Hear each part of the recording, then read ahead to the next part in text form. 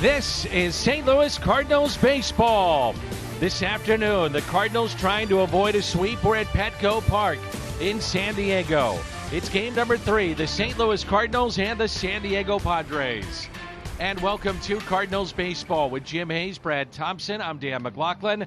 Great to have you with us, and it's pretty simple, Brad. The Cardinals need to score some runs. Yeah, a run. Start there, right? They've had their struggles, certainly, but this is a ball club that has had a lot of success this year. A top 10 offensive club in all of baseball, the best offensive club in August. You got to believe it's going to start going soon. Let's hear from the manager, Ali Marmol, following last night's tough loss against the Padres. Here's the deal. I have more confidence in this group now than I did when we were killing the league in offense and nobody was talking about the fact that we weren't scoring runs. I have more confidence in what we are able to do as a club today than I did a month ago. Because you can tell about people when you go through what we're going through right now, how they respond to it. It tells you a lot about who they are, their character, their ability to fight through it. And I'll be honest with you, I have a ton of confidence in them, and they have a ton of confidence in themselves. So I mean, I know I keep repeating this, but I'm concerned zero. So you turn the page, and it's game number 3. The silver lining through all this has been the starting pitching. Jack Flaherty on the mound today for St. Louis. Joe Musgrove for the Padres in baseball coming up.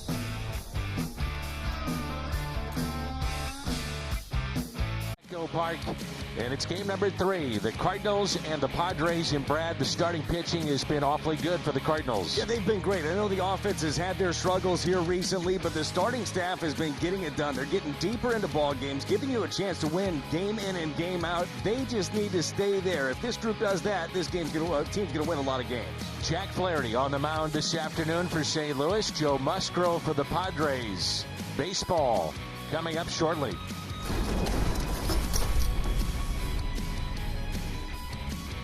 Cardinals and the Padres, game number 3, and a beautiful day, 76 degrees. And with Jim Hayes, Brad Thompson, I'm Dan McLaughlin. Albert is in the lineup, 2 shy of 700. The Cardinals need some offense, they need some runs, and trying to get some wins to wrap up the NL Central Division. Yeah, they're trying to put yesterday in the rearview mirror. You can't focus on what's been going on lately. The magic number still to clinch for the Cardinals sits at 6. That's any combination of their wins or Brewers' losses. So looking to get right back on the right page today. Bob Melvin and the Padres trying to get a little bit further distance between themselves and the Phillies. The Brewers are still in the hunt for the wild card, 2.5 games back of Philadelphia, and they'll play host to Atlanta beginning tomorrow night. Cardinal lineup features Tommy Edman at the top, then Brendan Donovan and Paul Goldschmidt, Nolan Arenado, Corey Dickerson, Albert Pujols will serve as the designated hitter. Alec Burleson, Andrew Kisner, and Lars Nootbaar. Joe Musgrove is on the mound, and in the second half, he's 2-5 with an ERA about 4.5. This season, though, overall 10-7, good ERA. Yeah, he's coming off a nice outing, too. Last time, 6 scoreless against the D-backs, punched out 8. The Hyundai pitch arsenal for Joe Musgrove. He uses a little bit of everything. Throws the slider more than any of his pitches. Four-seam, throws the cutter in a lot to the lefties. Curveball as well. He's a tough customer. All-star for the first time this year. In his first season with the Padres last year, San Diego native, Grossmont High School graduate, had a very good season, and he also threw the first Padre no-hitter. It was on April 9th of the 2021 season against Texas, and the first pitch called a strike by Jansen Visconti, and we're underway.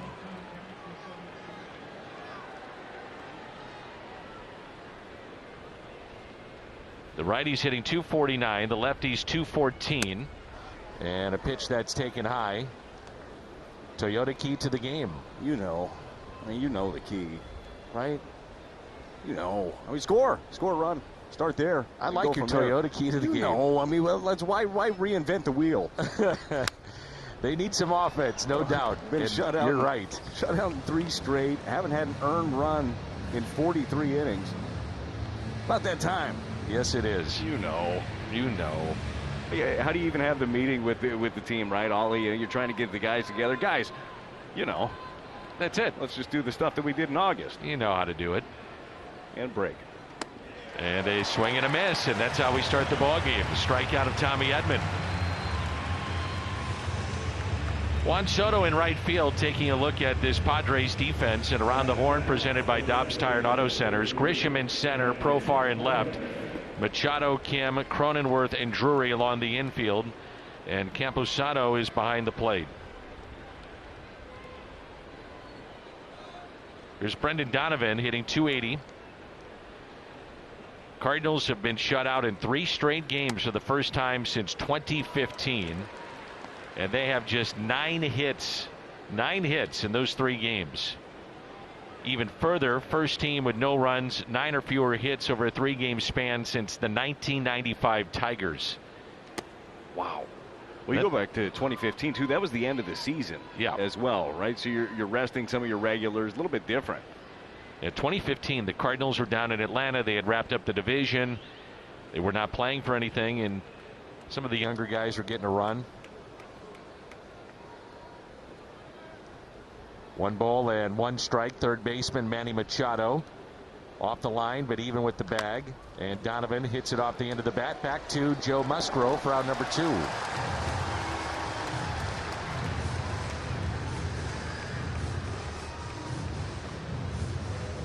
Goldie has seen his average dip, and I say dip respectfully, to 320. He's had such a good year. 35 home runs. He's driven in 112. Over 1,000 OPS. You'd like to see him, though, finish with a flourish and put the exclamation point on an MVP season. Yeah, and they need him to. This ball club needs him to be hot. Certainly Nolan Arenado. Pretty good matchup here for Goldschmidt as he's 10 for 18 in his career. That's a .556 average against Musgrove. And the first pitch is strike.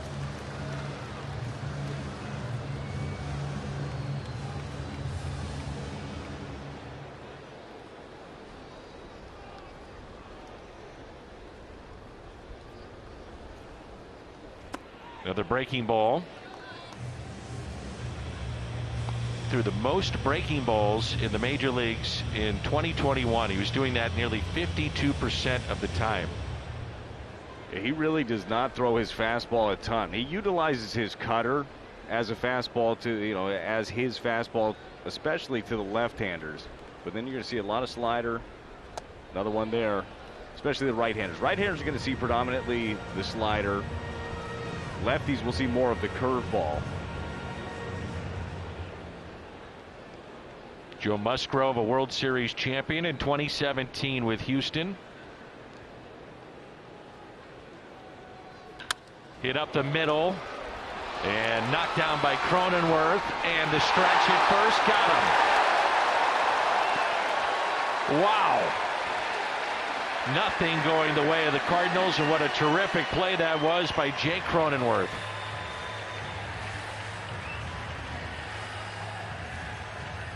The Cardinals are going to go ahead and challenge. It looked close.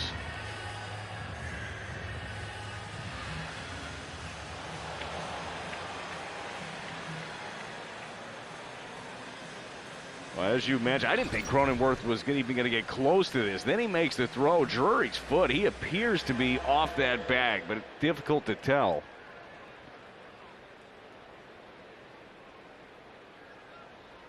So the Padres just kind of hanging around their dugout, and he is indeed off the bag. So that'll be a base hit for Goldie, but what an effort there by Jake Cronenworth just to even make that close.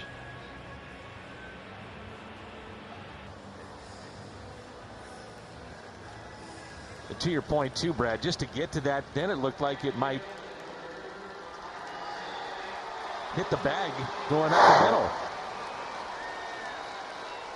Is that a break? Did the Cardinals catch a break They right caught there, maybe? A break. I mean, it should have been a base hit anyhow. Cronenworth made a ridiculous play. Good call to get some eyes on that. Well, let's go. Let's see what they do with that. Coming into play, Brad, the last 38 innings, the Cardinals in, I think, 28 or 29 of those did not have a hit. So at least there's a hit here.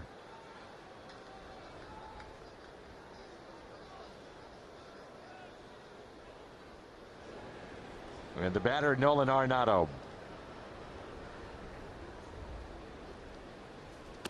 And another breaking ball taken outside. As you said, there's going to be a lot of those breaking balls to the righties, and that's been the case so far with Goldie and Arenado.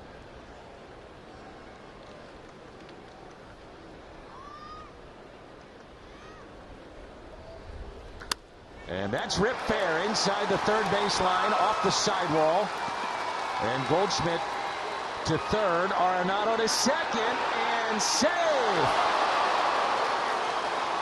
41st double of the year for Nolan Arenado. Took a chance, and the Cardinals have two in scoring position. Man, this was close right there. First of all, he hammered a slider that was elevated, but then the hustle here from Nolan Arenado, you got to appreciate that. Trying to go down and away with the slider, ends up missing more middle. He stays on it. We have not seen a lot of hard hit baseballs recently by the Cardinals. That's one there. Ball kicks off. Profar makes the throw on the run to make it close.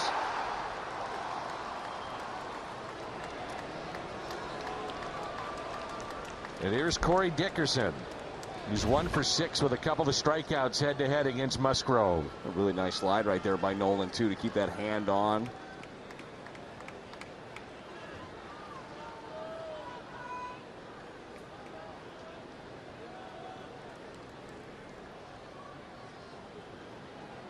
Second and third, Dickerson, a broken bat. Gloved. The throw to first and the pick by Drury. Kim, a nice play. Cardinals strand a pair. Pujols left on deck.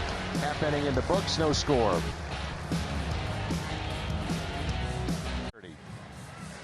Well, Jack is looking to build off of his last time out. He went 5 innings, gave up 4 earned runs, did punch out 5 against Cincinnati in his last start. And we've talked about this a lot with Jack. Jack brings a variable that the rotation doesn't have a ton of when he's right, and that's swing and miss. He had 12 swing and miss last time. The start prior against the Pirates, it was a really weird one. He didn't have any depth on his breaking balls, ended up walking 4, didn't strike out anybody, and only 4 swing and miss. We're going to see what that breaking ball looks like for Jack today. Is he able to spot up, and can he get ahead? That's something here recently coming back off the IL. He's been falling behind a bit. Switch hitter Jurickson Profar at the top of the lineup. Then Juan Soto, Manny Machado, Brandon Drury, Jake Cronenworth, Josh Bell, switch hitter. Ha-Sung Kim, Trent Grisham, his first start in this series, and Luis Campusano, his first start as well. Flaherty has had 3 starts against the Padres in his career, and he's got a 1-0 record with a 1.10 ERA. I thought his stuff last time out was better, more indicative of what we've seen in the past. No, I absolutely agree with that. More depth on the breaking balls. We've still seen the velocity. It's been good. That's hammered out to deep right. And 1-0 Padres. Profar leadoff home run, his 15th of the year.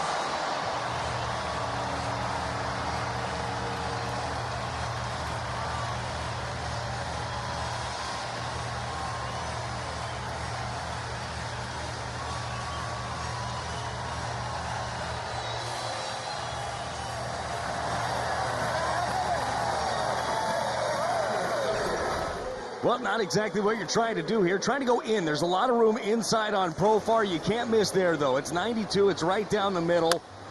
The Padres got themselves a 1-0 lead after 2 pitches.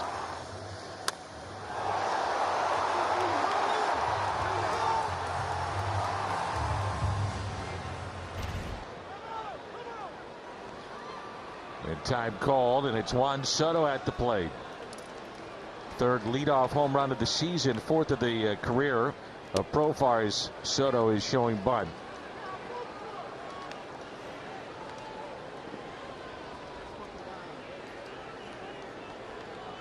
Flaherty, I don't think liked what Soto was doing there. Well, he just needs to focus on executing pitches. And that pitch in for a strike. Not sure, too, if his frustration was with Soto there or the non-call at the bottom of the strike zone on that first pitch by home plate umpire Jansen Visconti. And the 1-1.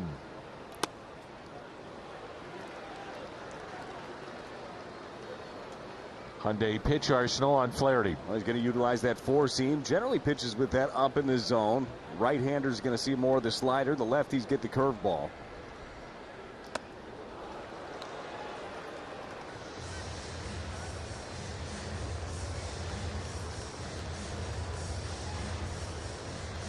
Soto is a showman, isn't he?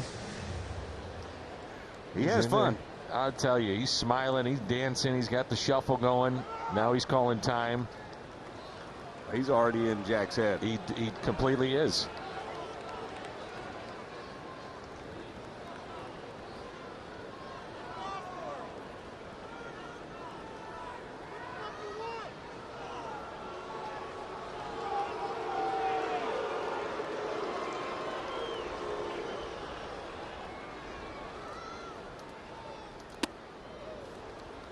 Three and two. A good slider right there, tight. Started on the inner third, ended up right on the corner. It's a good place to be with Soto. That cutter in, that slider in, or even the fastball in. But you got to make sure you get it in there. That one to Profar that he was trying to go in, left it middle. Soto hitting just over 200 on the fastball in. The 3-2 pitch. Hit out of play. Well, a lot of what Soto is doing in this at-bat will not be allowed next year unless he wants a strike called on him. Of the stepping out? Yeah. The pitch clock is going to change a lot of things. And I believe it's the batter has to be in the box and ready with 8 seconds left on the clock, I believe. And a strikeout on the outside portion of the plate. Flaherty had some words there for Soto, too. That's all right. I don't mind it. Get a little fire. Have a little back and forth. That was 96. That was a little something extra right there Jack had for him.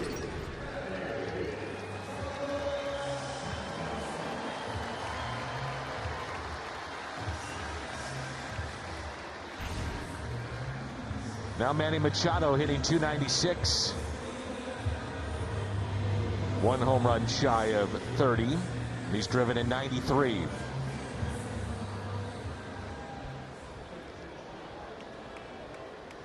Machado 1 for 9, 3 walks head to head against Jack Flaherty. And there's strike one. 95, so good velocity there. And that's the thing. I think the velocity is slowly but surely starting to come back. Yeah, last couple of starts, again, we've seen him 96 up to 97. It's important. And that is fouled back.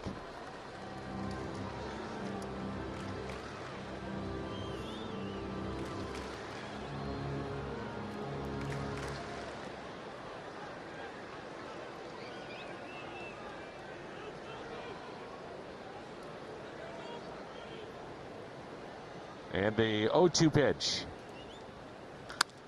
Ground ball, fair, backhanded, Arenado. Wow. He's got that down to a science. Oh, is that fun to see. Nolan Arenado with the 13 errors this year, but boys, he saved so many runs, so many dynamic plays again this season. He's at third, Edman at short, Donovan, Goldie on the right side, Kisner behind the plate, Dickerson, Nootbaar, and Burleson in the outfield. Around the horn, presented by Dobbs Tire and Auto Centers. Just another play that he ends up making look easy. That was a tough hop, first of all. It was kind of a middle hop right there. Makes a perfect throw to Goldie over at first base to get his counterpart Machado. It's bounced to Brandon Drury. Came up at a key point last night against a lefty, JoJo Romero, and Drury's done his best work against the lefties this season. One of the best in baseball. Got him to ground out. He stayed in the game. And it's a count of 1 ball and 1 strike.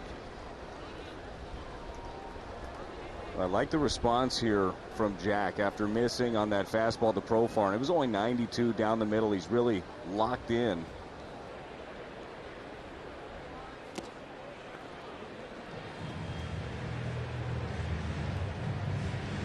Cardinals have talked about Flaherty having to have the command of the fastball, establish that so that the slider is more effective.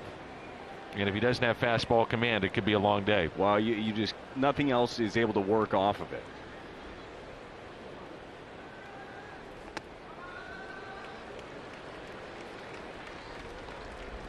Three and 1 the count. Now, we've talked about this with Drury, how good he is in hitters counts. When the pitcher is behind, there's only one player in baseball that's got a higher slugging percentage, and that would be Aaron Judge. Pretty good company. 3-1 pitch. Line to left. And the catch made by Dickerson.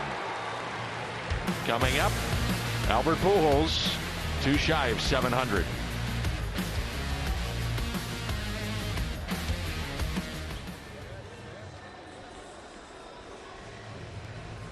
By Budweiser, this Bud's for you. And by Chevrolet, the #1 selling brand in the St. Louis area. Find yours at your Mid-America Chevy dealer. Albert Pujols digs in for the first time. He is 3 for 9 with a home run, and he's driven in 3 against Musgrove. Profar is homered for the Padres, and it's 1-0 after 1 inning of play, and here comes Albert.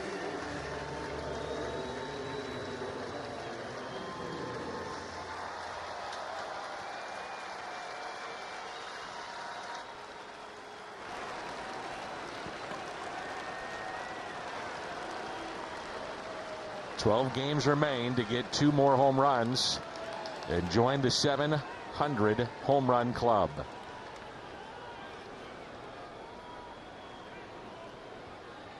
The first pitch.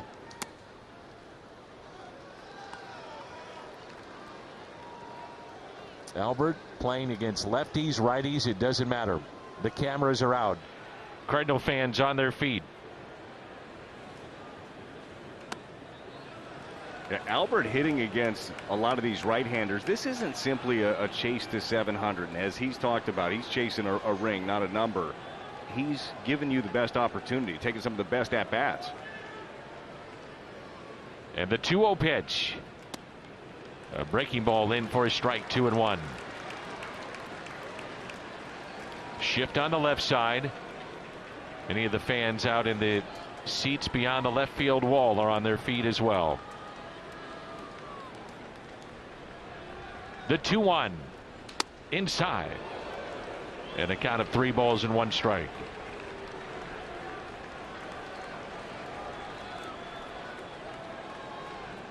Well, this is a spot that Musgrove tries to get back into counts with the cutter away.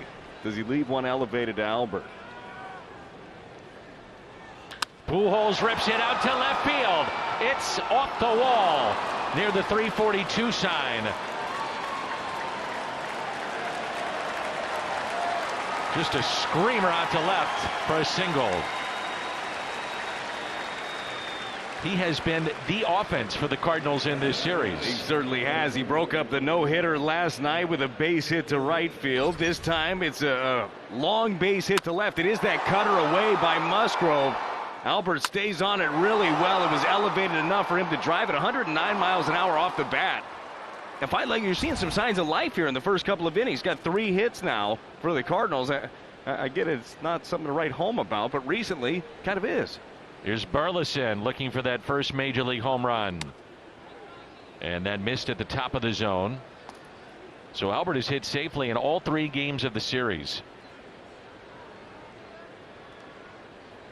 Defense has Machado off the line at third, a shift on the right side with Kim, Cronenworth, and Drury.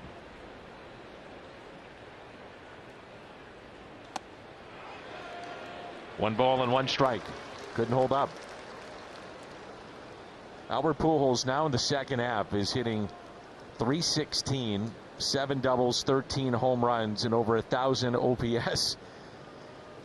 And he's driven in over 30. He's all smiles, isn't he? Yes.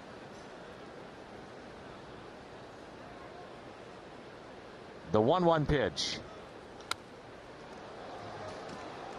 We've seen Burleson try to go the other way against the shift. It's by intent to hit it to left field.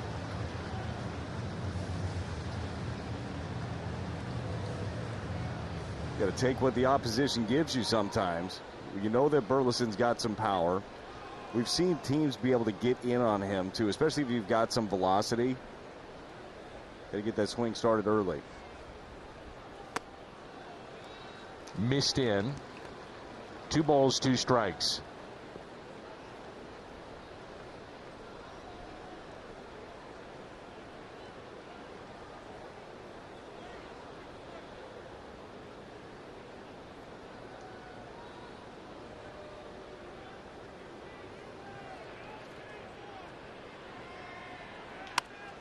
Lined foul. Nice crowd on hand. Day baseball here in San Diego, California, and a beautiful day weather-wise. And I know you find that shocking. Do you think that if you live here it gets boring? Or it's just like, yeah, it's 75 again? I don't know. I wouldn't think so, but This is pretty nice. I see why people like it. Yeah. The 2-2. And a swing and a miss. Second strikeout for Musgrove.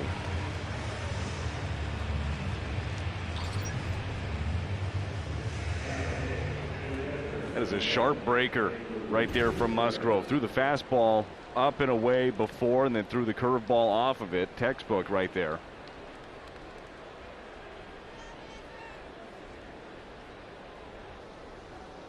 We've seen Musgrove in the National League Central, 3 years with the Pirates. Last year's first season with San Diego. Mentioned the World Series championship that he had in Houston. Originally was signed by Toronto. He was the 46th overall pick by the Jays in 2011.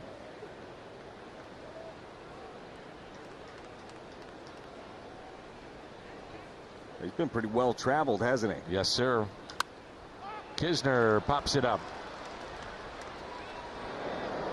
Cronenworth with the catch. Out number 2. Lars Nootbaar was out early today, extra BP. And many of the Cardinals big guys were out. Those that were in the lineup today were doing just the soft toss drill behind the L screen, which they'll do at times to try to just get bat to ball and get the feeling of hitting. I've talked to Jeff Albert about it, talked to the players. Just barrel it up. Yeah, Newt and Nolan Arenado were taking the bulk of the reps out here. Nolan was really focusing on up the middle and the other way, because you know that Musgrove is going to try to throw that slider away. He's going to try to stay away from those guys. Newt was just driving the ball all over the yard. He's in the 9 position today for St. Louis. Albert Pujols at first, and a breaking ball taken low and outside. He's 4 for 44 here in the month of September. As we've talked about, there are not too many Cardinals that you can point to in the month of September and say, wow, look what he's doing. Tommy Edman be one of them. Yadier Molina would be another one, but that's about it. But this part, Dan, is something that he was doing so well, specifically in August. He'd work counts, he'd take his walk. He's got a 15% walk rate on the year. That's 5th best in baseball right now. I mean, that's what this guy can do for you. Let's see if he gets a pitch to hammer here on 2-0.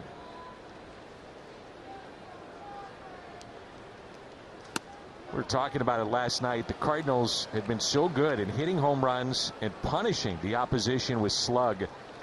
But just 19 home runs this month. That's 21st in baseball. And just for reference, last month they had 51. Yeah. That was tops in baseball, obviously. 3-0 pitch. Now 3-1. They come into play with 183 overall, 7th most in the game.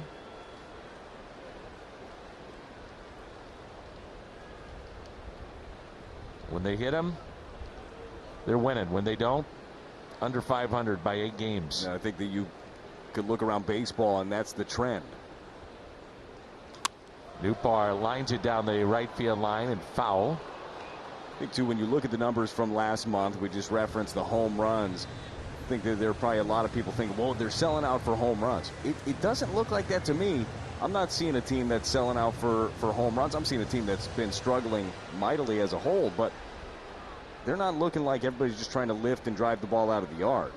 And they're not striking out a ton. They're striking out the least in baseball. In the month of September, at least 4th least for the season. Play behind Albert at first. He'll be off with the pitch. The 3-2, and Nootbaar fouls it back.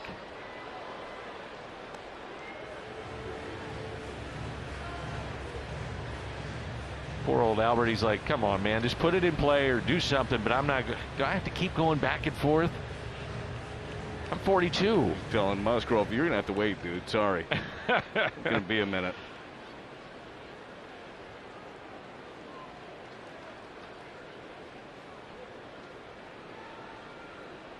And a 3-2 pitch again to Newbar.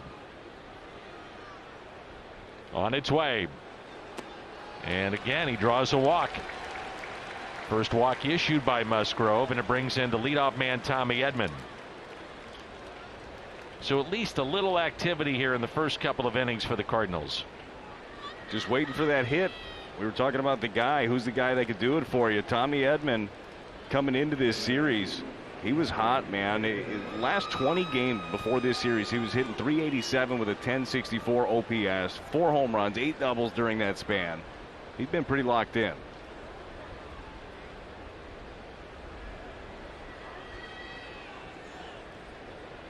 Tommy struck out first time up.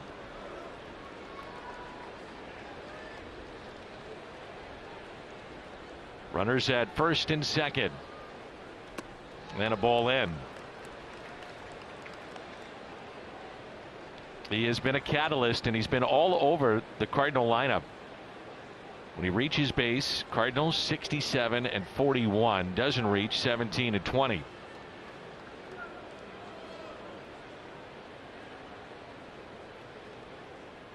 The 1-0 pitch. So Newbar drawing his 47th walk of the season. That's one behind Nolan Arenado for third most the Cardinals in their lineup in less than half the at-bats of Nolan.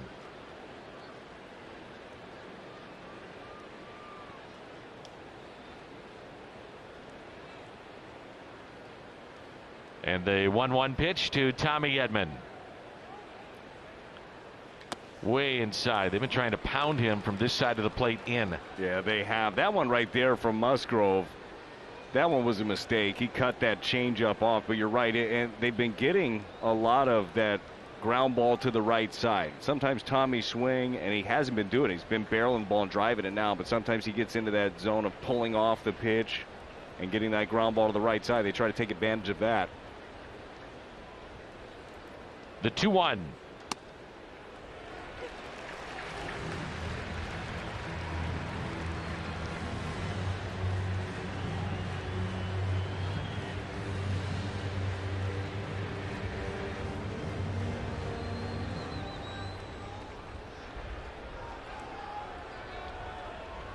We've seen a couple of 2-strike counts, especially against the lefties, going with the curveball. That's what he ended up getting Burleson on. Got to be able to see it up. 2 outs. And the 2-2. Fouled back. Again, trying to bust him in. A good job to fight that one off. That's how he struck him out in the first at-bat, was a fastball up above the zone.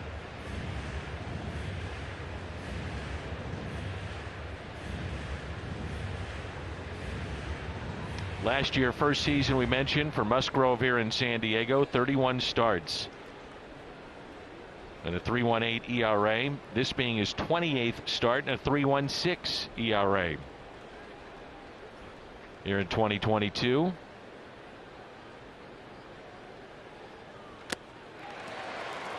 Tommy got a piece, and Campusano could not hold on to it. That's a good feeling right there if you're Tommy Edman. Ooh. He took that step back towards the dugout and realized it had kicked out. He's got himself a fresh life.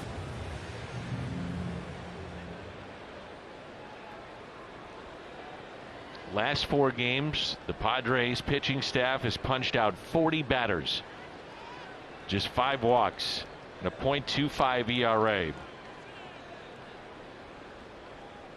Dominant. Blake Snell was dominant last night. The 2-2. And lost in the non-offense the Cardinals are putting together. The fact that Snell had a no-hitter into the 7th was Miles Michaelis pitched very well for the Cardinals. I think that was as good as we've seen his stuff so far throughout the year. And he's had a really good season. And even, I think it was 3 starts ago, he went 8 scoreless against the Cubs. I think the stuff was better last night. Important to get to 3-2. Albert can get a jump at second and scoring a base hit. We'll see. It's a swing and a miss, and Edman strikes out. Cardinals have left 4 on in 2 innings, and it's 1-0.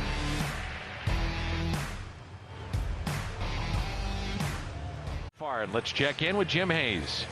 Danny, Jack Flaherty making his 4th start since coming back from a shoulder issue. Flaherty says he feels like he's getting closer to where he needs to be. Jack told me you come back and you want to be at a certain point right away instead of just letting it happen. So right now I'm focused on the process between starts, knowing that we're on the right track, but we're getting there. Danny Jack says he feels like his stuff is getting better and better. He just needs to execute better in certain situations. All right, Jimmy, thanks. The swing and a miss. Jake Cronenworth hitting .239 with 16 home runs. He's driven in 77.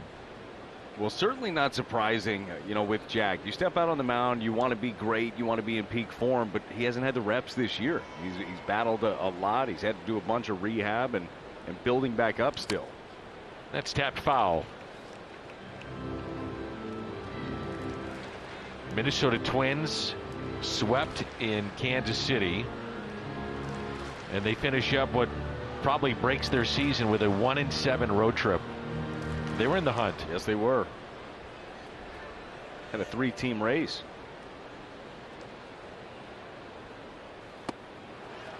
And the strikeout for Flaherty, his 2nd of the afternoon.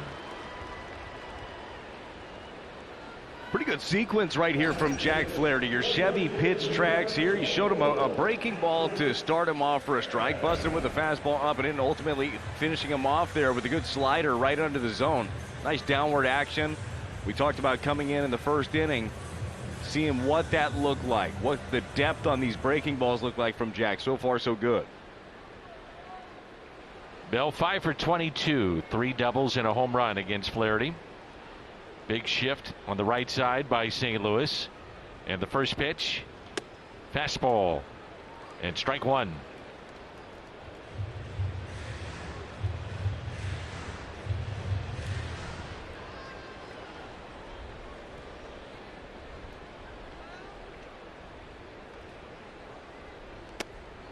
One ball and 1 strike.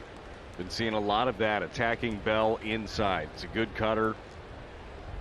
You can also stay down across the bottom. Any of his damage is going to be elevated.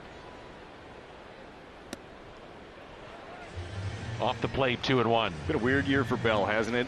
Since the trade, he was hitting .304 with the Nationals. So far as a member of the Padres, only hitting .199 coming into action today.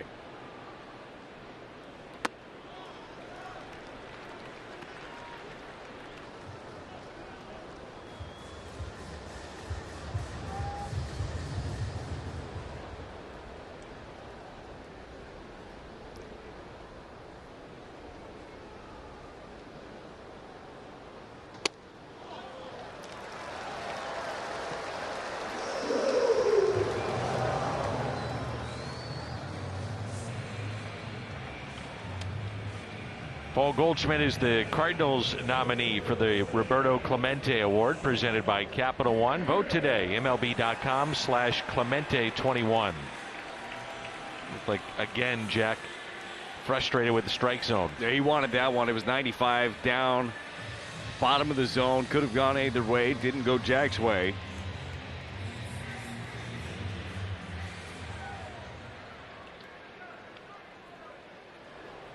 Ha-Sung Kim homered in game 1 of the series and lines a base hit out to left. Bell to second. He'll stop there. Runners at first and second for Trent Grisham. Kim not wasting any time. He got himself a first pitch fastball. It was 93 up in the zone middle. He jumped it.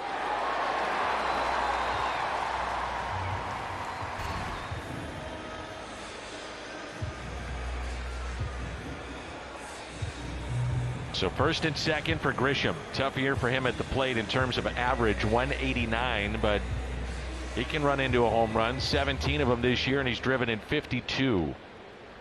Came in late in the game. Defensive switch for the Padres last night in center. And the first pitch taken down and in.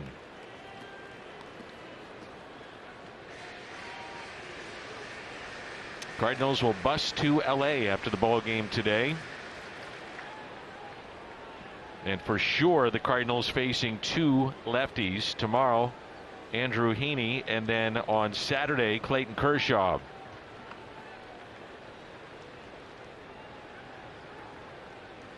Quintana and Montgomery going for the Cardinals in games 1 and 2. Fastball high. Got a chance to be a very fun series in LA. Always entertaining when those two teams go at it.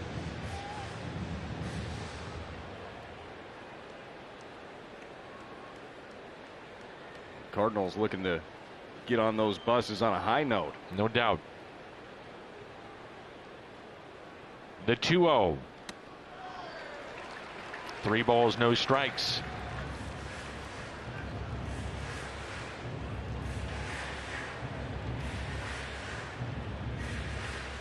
Cardinals trying to win their first season series against the Padres since 2017.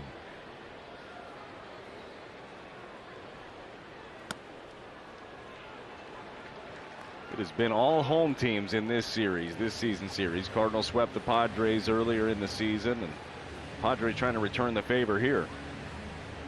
Cardinals starting play, a 7.5 game lead, and a record of 87 and 63. 3-1 pitch. Fouled back.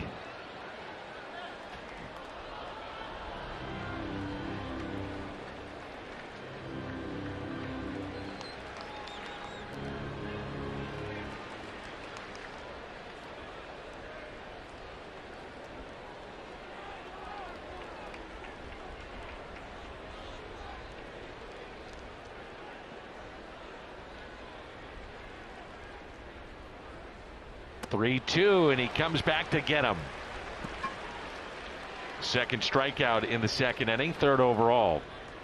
Matter of fact, the home team in this Cardinals Padres series has won 14 of the last 15 games. It's kind of crazy. The Cardinals have the lone win in the last 15 on the road. It was an 11-inning win at Petco back in 2019. Luis Campusano.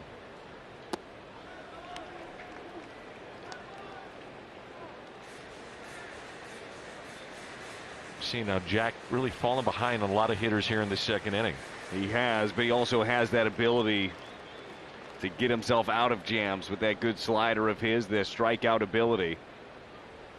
Off the plate, 2 balls, no strikes.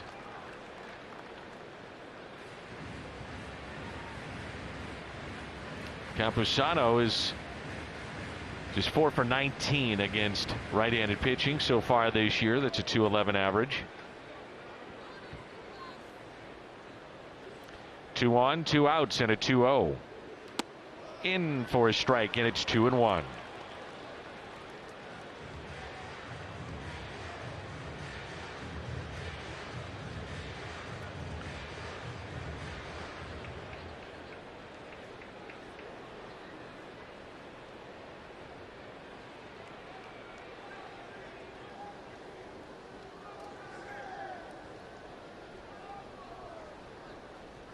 The 2-1 pitch.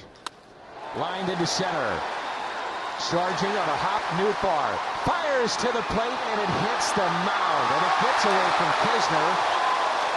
And the Padres will have runners at the corners.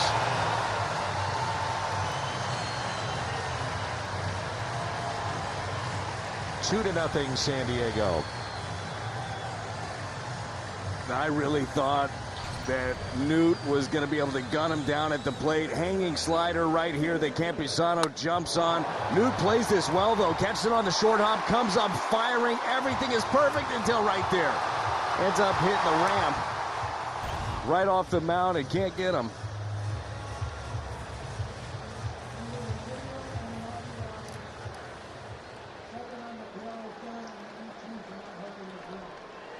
So runners at the corners, and here's Profar, who homered to start things off for the Padres in the first.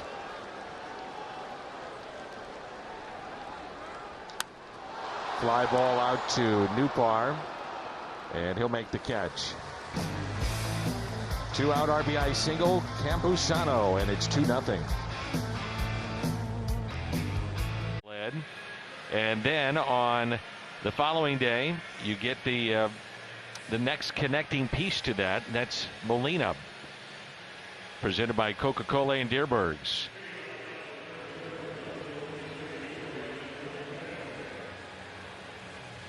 Two to nothing our score. Brendan Donovan, Paul Goldschmidt, Nolan Arenado. So Musgrove throws the no-hitter last year. Would have been a perfect game. He hit Joey Gallo in the fourth. And there's a little legendary story about Joe with that night. Say he had 12 bottles of water during the game. But superstitions are prevalent in the sport of baseball. Sure. And even though nature was calling, he never went until after he got the no-hitter. There's Donovan with a ground ball to Cronenworth in the first out. It worked, Dan. I'm telling you. Got to hydrate. Now, when you had your scoreless streak in the minors, which was how long? Look, I'm not all about individual numbers and accomplishments, and 57 2/3. It's rolled off the tongue. Yeah, it just came to me. Superstitions during that? Yeah, I didn't use the restroom the entire time. No, not really. It really wasn't. And I was still figuring out really just how to be a professional baseball player. It was only my second year in pro ball. And Goldie pops it up. Shading from the sun. Drury in foul territory makes the catch.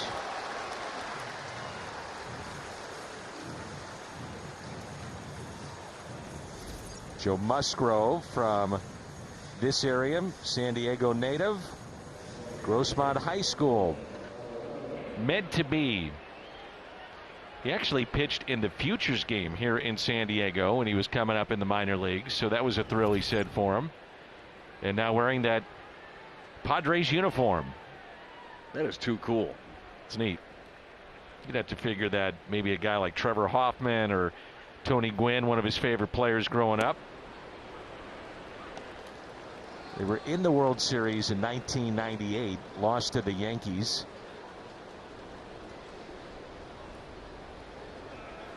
Many good players have come through here. Arenado chops it off the plate. Barehanded and safe at first as Arenado beats it out. He's got a pair of hits today. What an incredible attempt there by Ha-Sung Kim.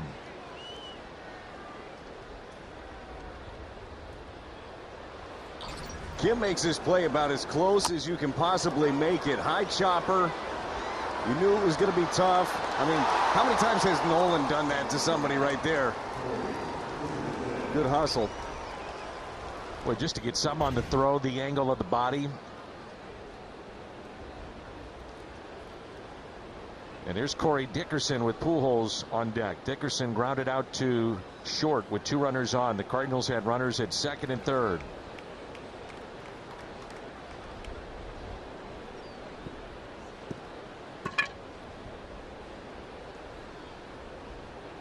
And Arenado's 45th multi-hit game this year.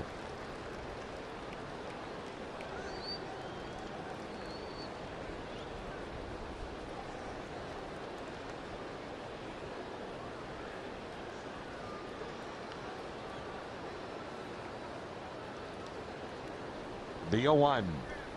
Dickerson, a ground ball, got him to reach for it. To Cronenworth, and the Cardinals through 3 innings, they have stranded 5 against the San Diego native, Joe Musgrove.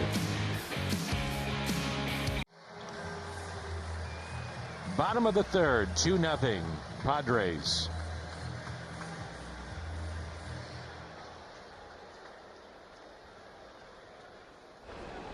There's Juan Soto. I'll be interested in watching this at bat. Those two, Flaherty, Soto, kind of going back and forth with each other first time up. And the 1-0 pitch.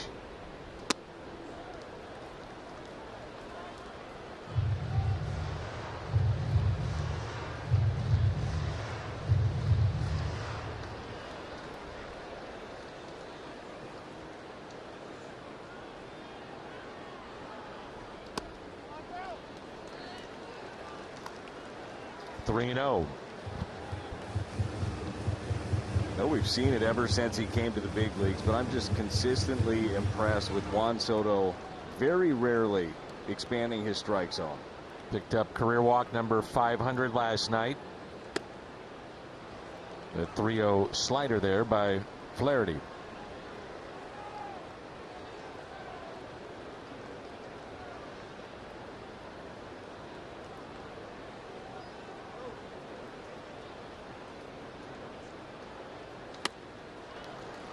Career walk number 501. What'd you see out of Miles Michaelis last night? I saw some of the best stuff out of him we've seen all year. We saw the fastball up to 97. His breaking ball was really good. The ball was coming out of his hand so well. And it was on the heels of back-to-back lackluster starts for Miles Michaelis. You know how much you're going to need him down the stretch. I thought he looked fantastic yesterday. It's been a shame here recently with the run of starting pitching. It's been so good. Offense hasn't been there, but that guy did his job. Miles Michaelis did a great job. Mike Maddox got to be very happy with how his staff has looked here recently. There's Miles next to Chris Conroy, longtime trainer for the St. Louis Cardinals in the minor leagues and now here in the big leagues. And the man that puts all the inscriptions on the baseballs for the historic moments of players, and so he's been busy this year. It's a big job. CeCe's on top of it too. He knows all of the milestones. He's got it going on. We were just talking about that scoreless streak in the minor leagues. That was my trainer right there, Chris Conroy. Now, did you get a ball when you broke the record? I don't know. You should have one of those. I might. Yeah. Maybe somewhere.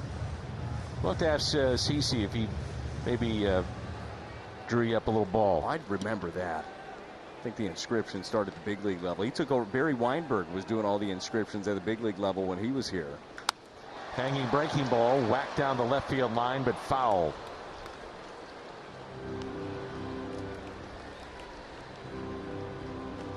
A lot of pressure.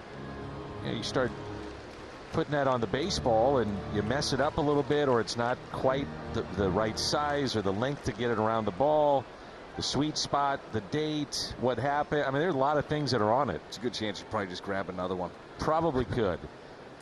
Oh, this looks good. Yep.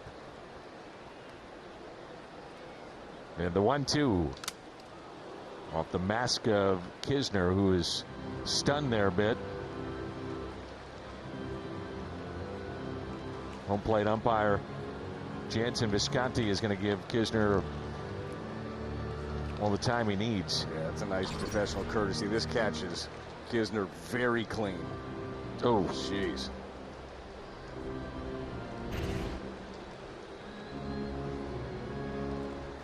Still trying to figure out how Yadi's done this all these years. And he keeps coming back for more. Yeah, we focus on some of the bigger hits, but as you know, I mean, you've seen Yadi after games. He's got bruises everywhere, ice everywhere, and been doing it for nearly 2 decades. Here's a 1-2. And that's just at this level. Yes. Been doing it his whole life. Yeah.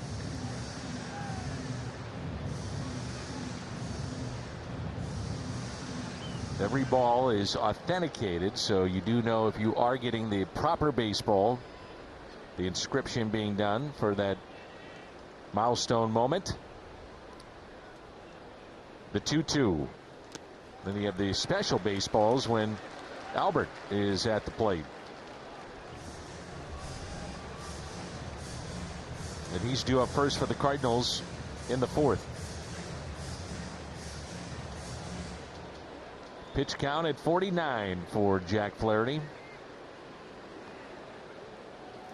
He'd love a ground ball and a double play right here. Soto at first. And the check on him.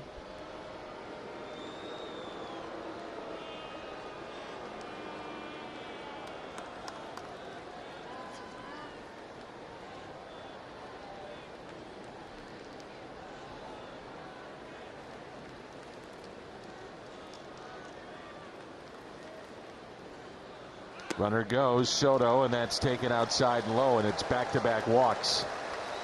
And 3 in the ball game. While we have a moment, let's hear from the folks at Jack in the Box.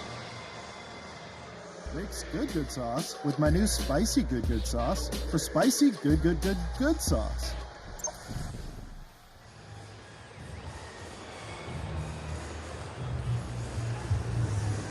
Runners at first and second, back-to-back walks, and here's Brandon Drury. The Padres leading 2-0 here in the home half of the third.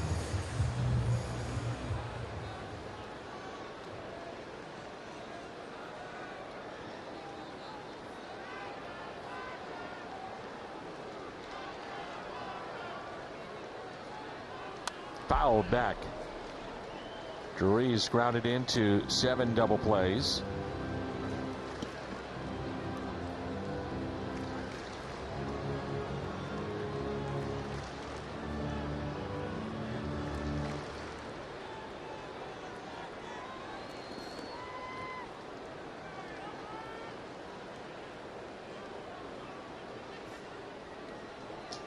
The 0-1.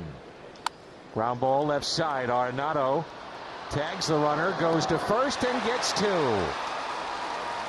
What a tremendous play again by Nolan Arenado. Tags out Soto and gets Drury by step. Man, is he something else. The awareness that he has is just next level, what Nolan Arenado is able to do. Well, for the best coverage in the game, let's check out the T-Mobile coverage cam, and it's all over. Nolan Arenado gets the tag, makes the strong throw. That's just thinking through it ahead of time. Like, he knows exactly what he's going to do in every single situation. Brad, when that was initially off the bat, I thought he's going, okay, 5-4-3. Absolutely, because that's what every other third baseman is going to do in that spot. Now Jake Cronenworth. That's a big pick-me-up. 40th double play of the season for Arenado. And that's one behind Kenny Boyer for the franchise record by a third baseman. That right there, I mean, it just saves you any randomness that could happen in a bat like this with Cronenworth. You bounce a breaking ball, it kicks off, that's another run. No doubt.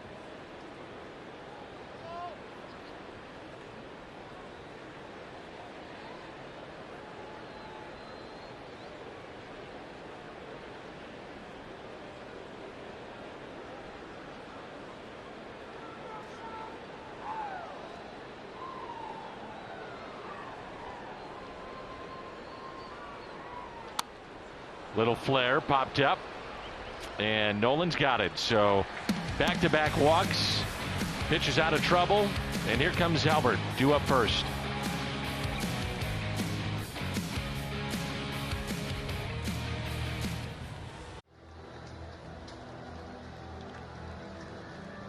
Highest OPS with a single team, minimum 1,500 games.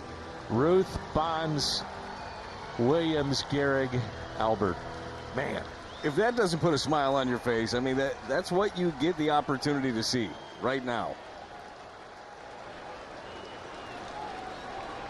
His first time up. Hit a rocket out to left, off the wall for a long single. Shift on the left side. And the first pitch taken for a strike. Cardinals with 4 hits today. Trailing 2-0.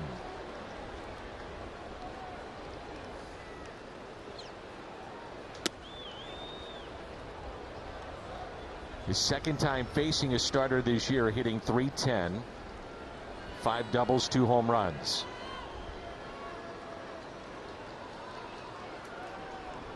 The 1-1. Breaking ball and a good one. 1 ball and 2 strikes.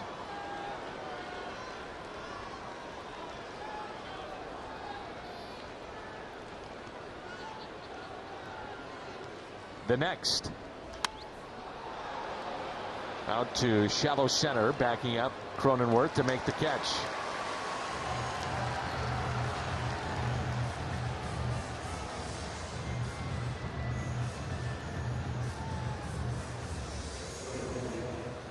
Nothing like the excitement of postseason action at Busch Stadium. Tickets for potential wild card and National League Division Series games in St. Louis are on sale now. Start as low as $20. Cardinals.com/postseason.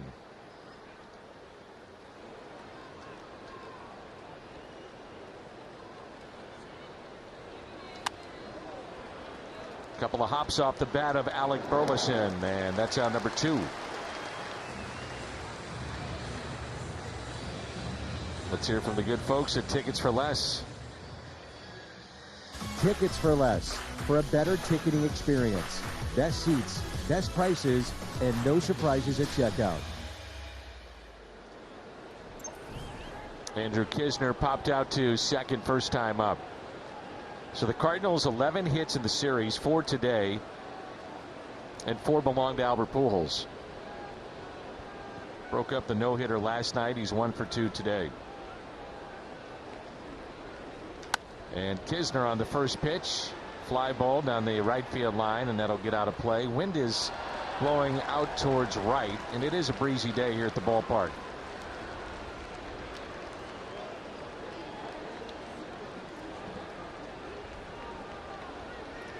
All right, Brad. Yes, we got to get this thing going. Let's go. What do you need me to do? I'm not sure yet. I could go try to buy some more sage. It's an idea. Didn't work yesterday, but I got the wrong stuff.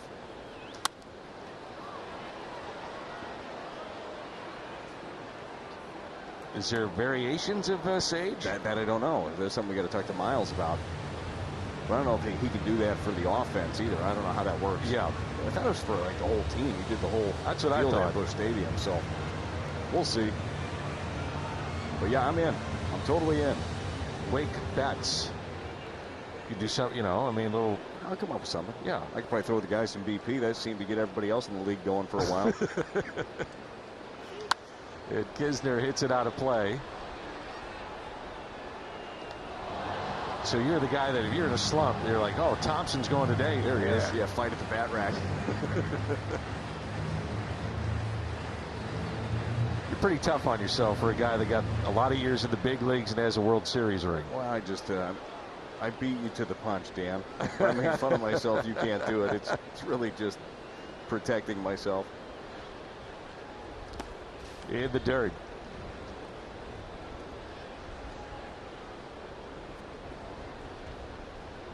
But you know how these times are, and I mean, look, we're looking at a historically bad offensive run for the Cardinals as they haven't scored a run here in 46 plus innings, an earned run.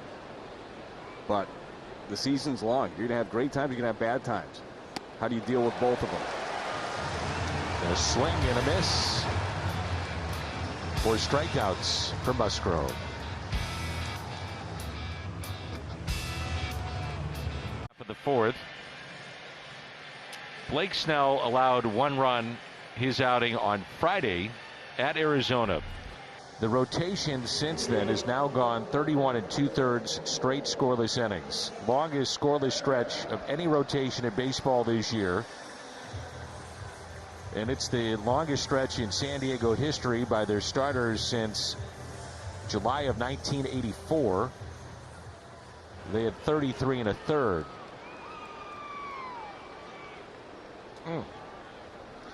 There's Josh Bell. And a pitch taken outside. You got the Padres just getting hot at the right time. They're riding a 5-game win streak now. And remember, you talked about it the other day. They had a players-only meeting in Arizona. There's Goldie and underhands to Flaherty for the out. Yeah, things weren't going well for them, and the tides have changed, just like the tides are going to change for the Cardinals. Well, they did. Look, you had a great August. September has not been your best baseball, but you still got some time. 12 games still, counting today, to get back to where you were before. Still got time. Rally's seen weekdays, and I see you every other day on the Rally. It's not true, but I've been on it a couple times. Yeah. It's a great crew over there. Have some fun on the Rally. It's my Rally Pallies. Rally Pallies. They don't know that, but I just made that up. Rally Pallies on Bally's. Yeah. Got it. Yeah, it works. Probably going to be a spin-off show. I saw you the other night. You were talking a little Cardinal baseball. It was well done. Jim Traby, lifelong Cardinal fan, part of the Knothole Gang, usher at Old Sportsman's Park. Never misses an opening day. Turning 87. Happy birthday. 0-2. It's amazing the letters that we get at Busch Stadium. For folks that are such long time fans of the St. Louis Cardinals and Sportsman's Park, growing up watching Bob Gibson, Stan the Man. Up and in, watch out. Oh, it's a lifestyle, isn't it? Like being a Cardinal fan, you pass it down. It's something you talk about with your family, with your friends, and for generations to come. It's one of my favorite things to see at the ballpark is generations of Cardinal fans. And you have a couple of youngsters at home. They love Cardinal baseball. Yeah, for sure they do. Check swing. And he went. There's a strikeout. That's number 4 today for Flaherty. So up and in, and then the old slider away. Classic. Yep. It works.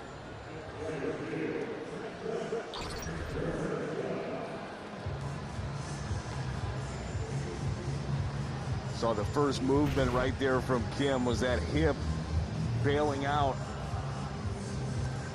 By the way, Brad, in the 5th, Cardinals going to score. know I'm what? going out on a limb. It's going to happen. Generally, that wouldn't sound like such a bold thought, but I like it. Yeah. Flip the order, third time around. That's what I'm saying. You got Nootbaar, you've got Edman and Donovan. Yeah, you're scoring. Care to tell me how it's going to happen? Not sure yet. Yeah, Lars may walk into one. Yeah, there you go. I like that. Okay.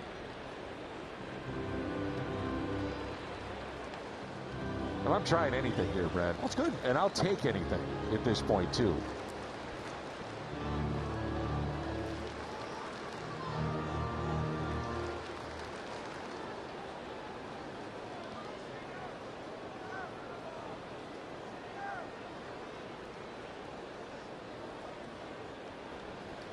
And the fastball taken high.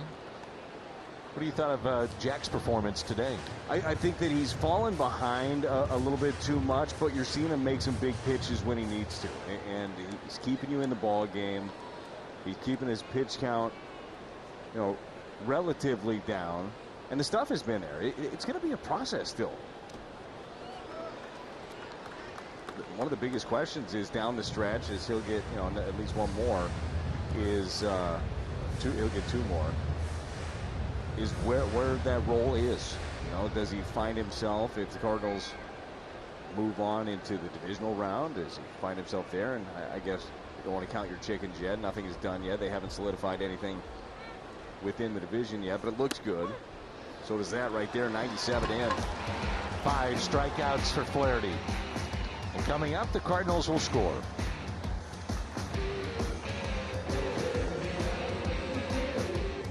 22 regular season, Sunday, October 2nd. That day, 25,000 fans ages 16 and older take home a stadium exclusive canvas print.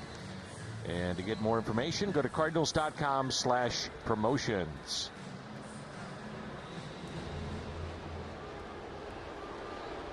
This is it. It's your inning right here, Dan. You called this. Yep. Nootbaar, Edman, and Donovan. And the first pitch, a strike on the inside corner. Newt walked his first time up back in the second. Musgrove is struck out 4 hits allowed, no runs, and 1 walk. And Nootbaar sends one out to deep right field at the wall. Gone! There it is! Nootbaar!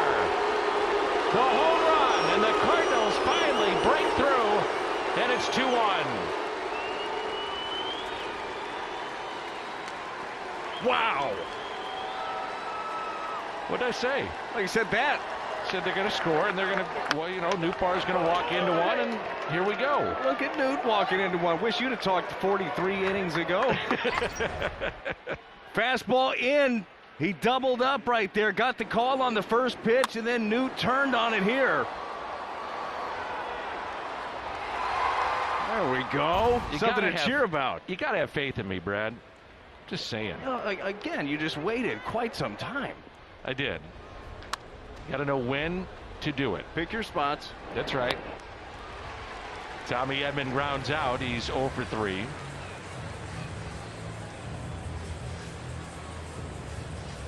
Well, I did love his first at bat. He stayed away from some tough pitches.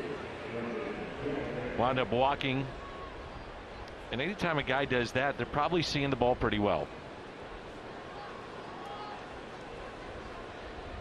Yeah, they needed that big time. I'm sure that feels like a weight lifted. Really, you're still down in this ball game, but crack that one. There's Brendan Donovan, who is 0 for 2.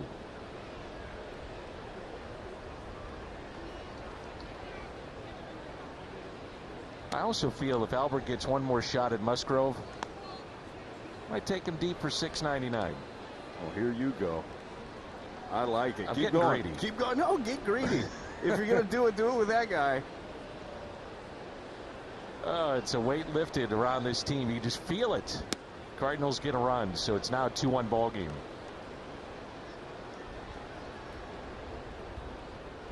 Snapped a consecutive scoreless streak at 31 and the scoreless streak against starting pitching at 27 2/3.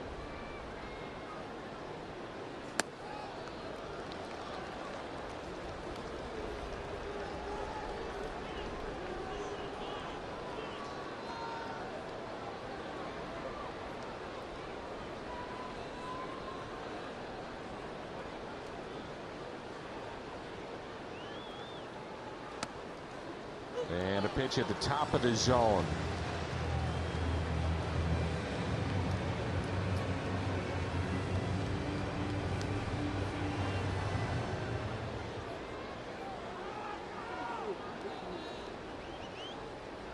Musgrove not afraid to drop the breaking ball here on this count. Fouled back. With the cutter in.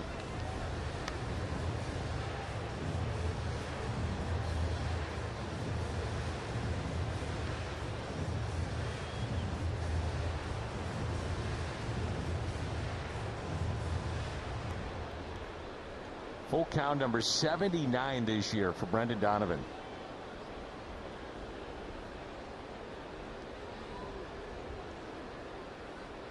The 3-2 pitch off the plate, and he draws another walk. Second walk issued by Musgrove.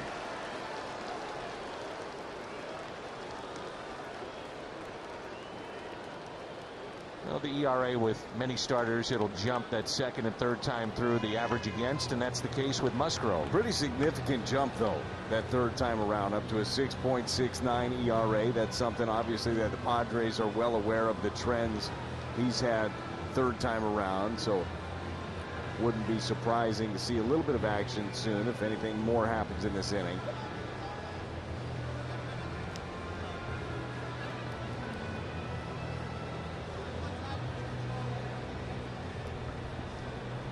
Last home run for Goldie was back on the 7th against Washington.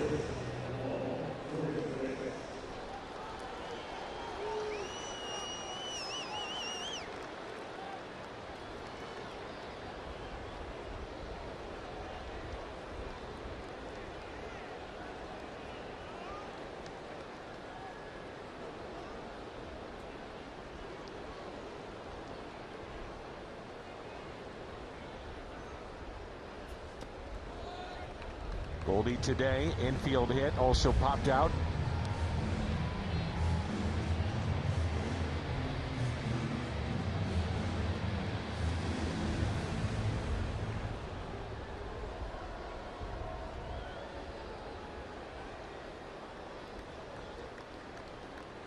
Go ahead run at the plate in Paul Goldschmidt.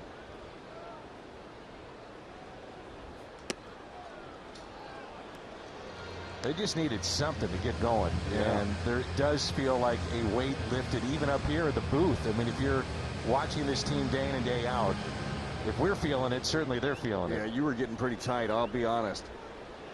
Started slamming stuff between. It was getting nasty. See, I'm the one with the anger issues. Yeah, no kidding. The 2-0 double play ball. The turn and 2. The Cardinals finally get on the board with a home run hit by Lars Nootbaar. Quit banging the desk, Brad. That's enough of that. We don't have to because Lars banged one out of here. 2-1 San Diego.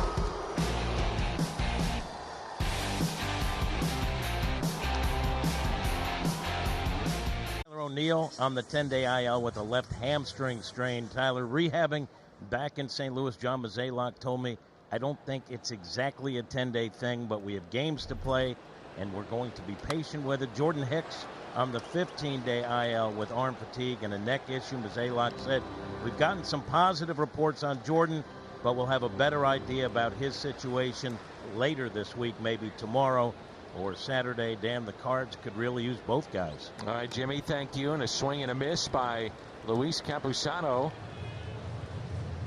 who has a French bulldog named Cookie.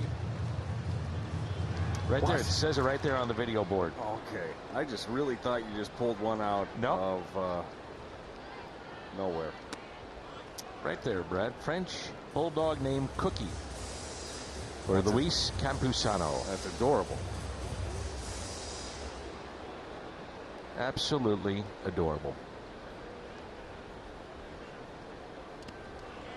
Flaherty struck out the last two in the fourth. In a 2-1 game, another tight ball game. You forget the score last night was only 1-0. Oh, I remember. And it was an unearned run. Yeah.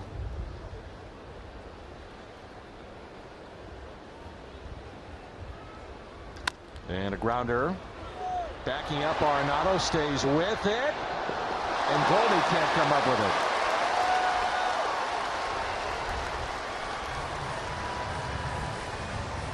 Really impressive right off the bat. He's playing the bigger hop, so he retreats on this baseball a little bit, loses the handle on it, and still end up making a decent throw. Yeah, that one doesn't happen very often. Top of the lineup, and Profar was still the home run back in the first.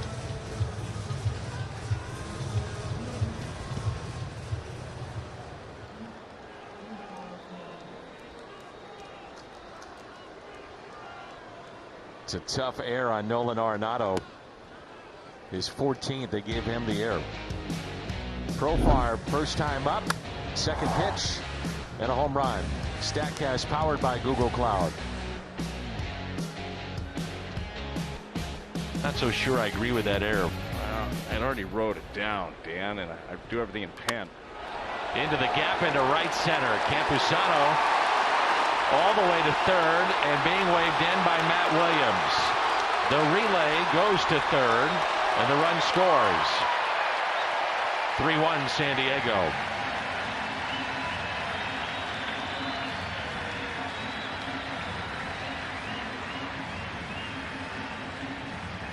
Jurickson Profar having himself a day. The home run was a 92-mile-an-hour fastball. Ended up down the middle, trying to go in. This time it's the curveball, the knuckle curve. And it's just elevated a bit too much. He gets that thing down, he's going to be okay, but not the case here as he drives into the gap and picks up another RBI.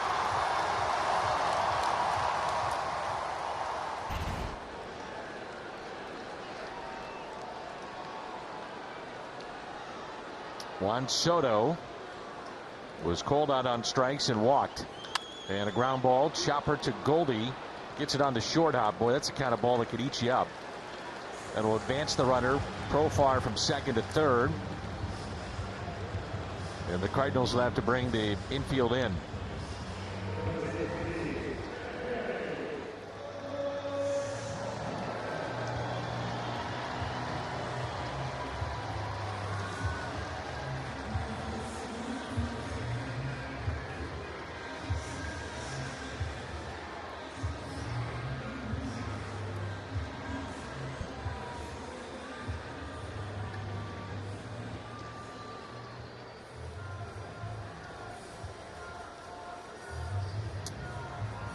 We're going to talk it over on the mound, and while they do that, let's hear from the folks at Seidman Cancer Center.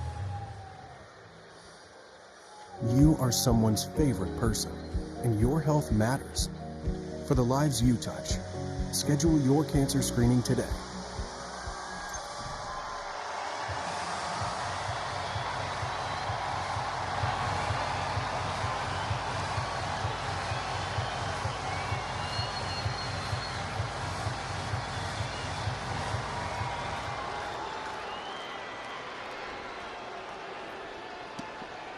Infield in with one out and a runner at third. 3-1 Padres. Manny Machado at the plate. And the first pitch taken inside. He is grounded to third and also walked. Punched out 3 times in the ball game yesterday. Cardinals did a really good job with him. Stayed mainly away. And we're getting some calls on the outer half of the strike zone. Inside again. 2 balls, no strikes.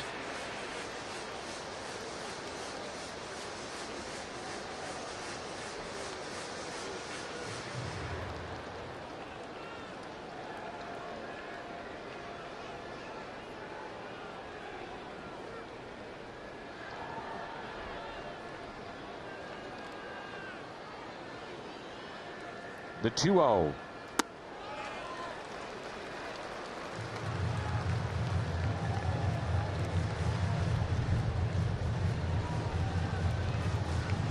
I don't know if it'd necessarily be the worst thing if Machado doesn't see a pitch to hit and set up the potential of the double play off the bat of Drury. Yeah, I'm right there with you. See if you can get him to go fishing for a slider down and away, get aggressive in a spot like this. Chances are he won't, but I think you can get a ground ball from Drury again. And he walked him, so that's 4 in the game by Flaherty. And runners at first and third.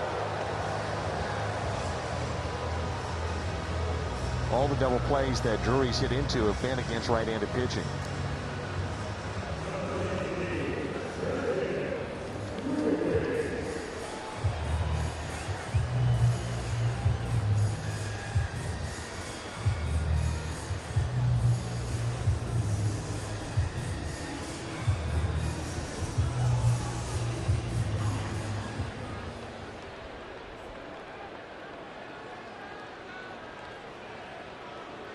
Runners at first and third. And Machado back in with his 7 stolen bases at first base.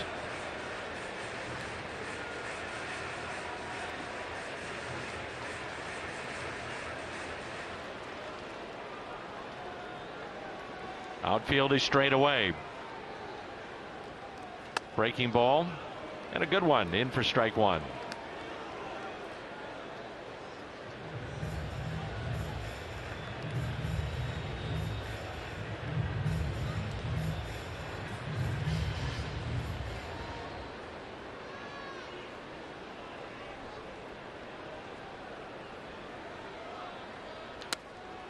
And that is hit out of play.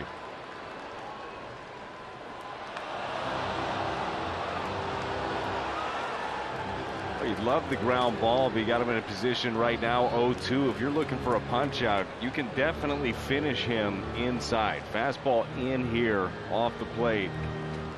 Been very vulnerable to that pitch.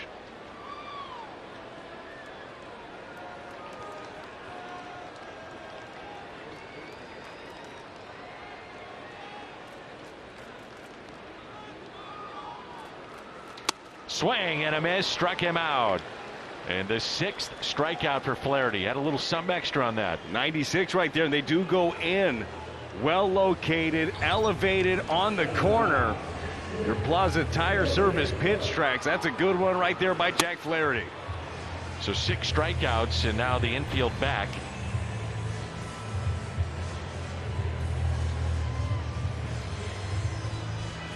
And the batter will be Jake Cronenworth with 2 down. He's 0 for 2.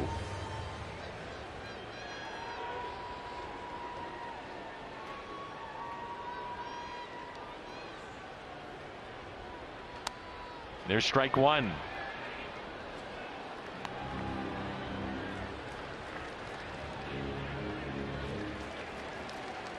Hey, Dan, any chance you have any more prognostications for next inning?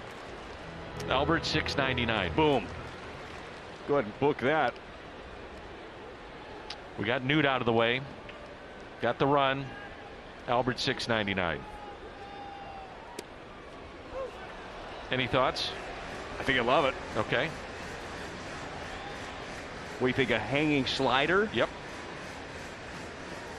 Out to the seats and left.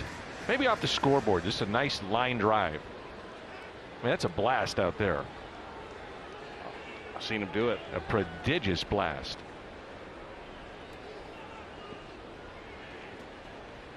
And the 0-2. Machado will take second base, and he's just getting to the bag now. No attempt by Kisner. Teams have been doing that with Kiz too. I think that you're going to see a long line of runners taking advantage of Cardinal catching for some time now. Everybody's going to be so happy that Yachty's gone. No question. That guy has single-handedly suppressed running games around the league. Swing and a miss, and Flaherty with his 7th strikeout. Albert is coming up, due up third in a 3-1 game.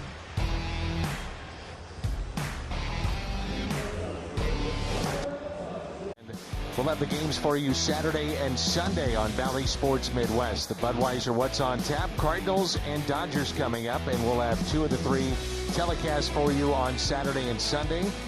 And Brad, a new pitcher's in for the Padres. Adrian Morejon on. Your Chevy called to the bullpen for his 23rd game.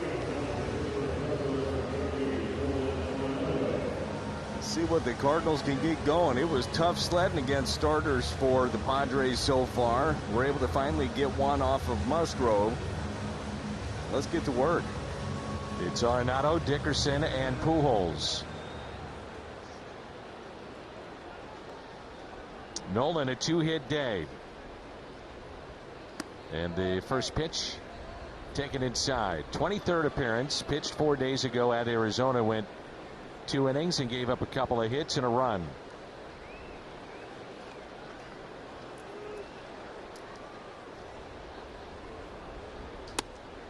The fastball in there for a strike at 96.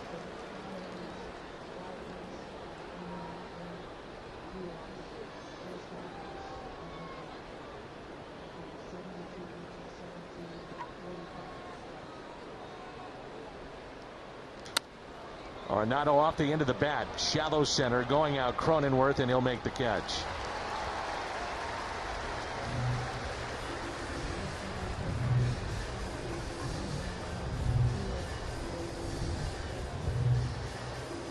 Well, for this left-hander, his last 4 appearances, an ERA that's been above 11. And Juan Yepez is going to hit for Corey Dickerson.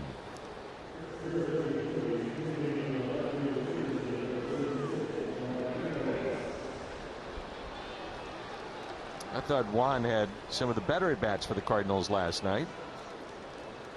Simply in the fact he did not strike out. Well, in a game where your starter punches out 13, that's not nothing. Yep. Inside with Albert Pujols on deck.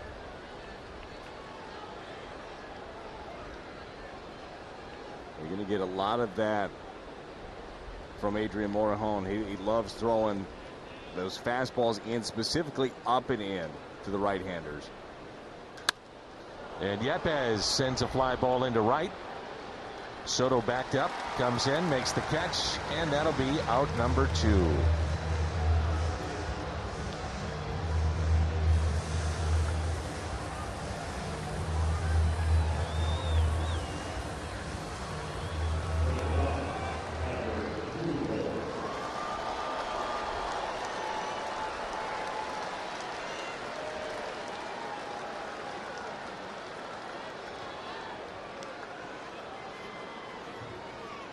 Albert today, a base hit to left, a rocket off the wall, and also popped out to second.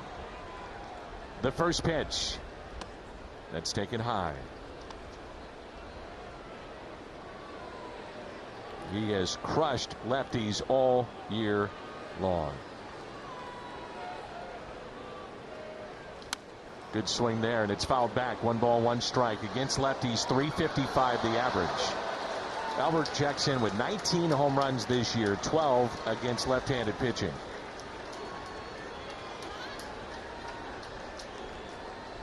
And a count of 1 ball and 1 strike. The next.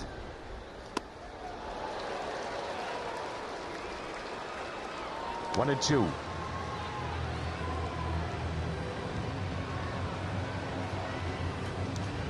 He's never faced this lefty. I'd imagine he's going to get another one of those too. Fastball up in the zone. Can he get to it? The 1-2 pitch. Albert hits it out to deep left. At the wall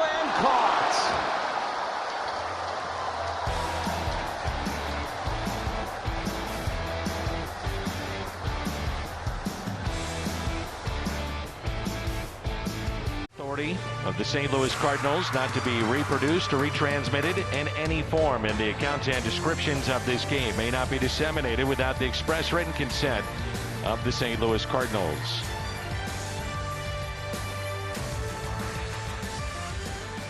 Beautiful day.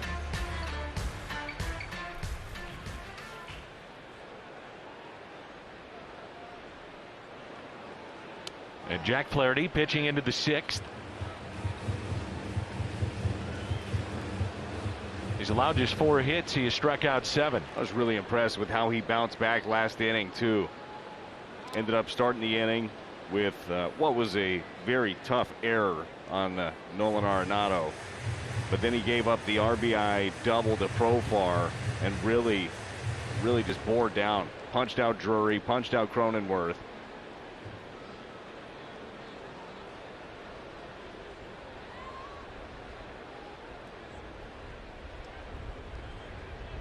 Two balls and no strikes on Bell. Off his foot and a foul ball. He is 0 for 1 with a walk and a run scored.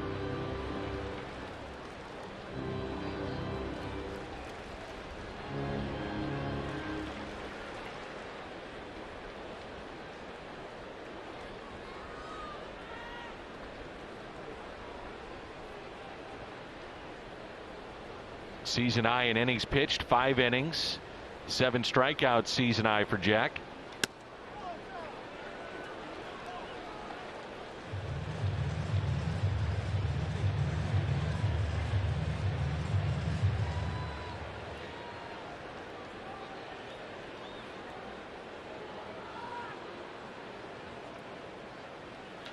And Bell lifts a fly ball into left. Catch made by Yepez. BJC Healthcare difference maker, and let's take a look at Jack Flaherty. Another Cardinal starter giving you a chance in this game. 5 1/3 so far for Jack. He's punched out 7. The breaking ball has been good. We talked about the depth on that pitch and what was going to look like today. Well, it has been effective. So is his fastball. We've seen that up to 97. Being able to locate that thing in on both righties and lefties. So far, so good here for Jack Flaherty.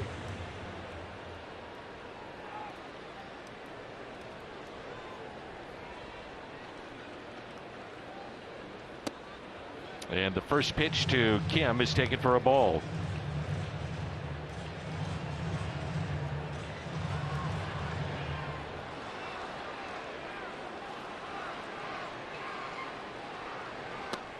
The check swing did not go. 2-0.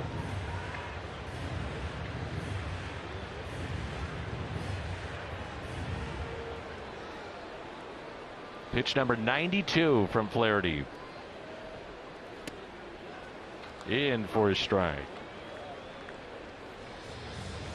Steven Matz grabbed a baseball. He begins to throw. That has a chance to be a huge weapon for the Cardinals down the stretch here. That's in for the second strike. 2-2. It was really nice to see this pitching staff starting to get healthy again, having Jack back, having Matz back in the mix, and certainly a different role out of the bullpen. They'll have to see how they can deploy him, how his stuff plays, how he responds, how often you can use him. But that's good news. I hope to get more good news about Jordan Hicks because they're really going to need him. 2-2. He rears back and gets a fastball right by him. 8 strikeouts for Flaherty. Boy, this is promising here today. It is promising to see this kind of velocity from Jack this deep into the ball game. Pitch count in the 90s now, and he lets it rip. Your Plaza Tire Service pitch track 97 on the outer half right by him.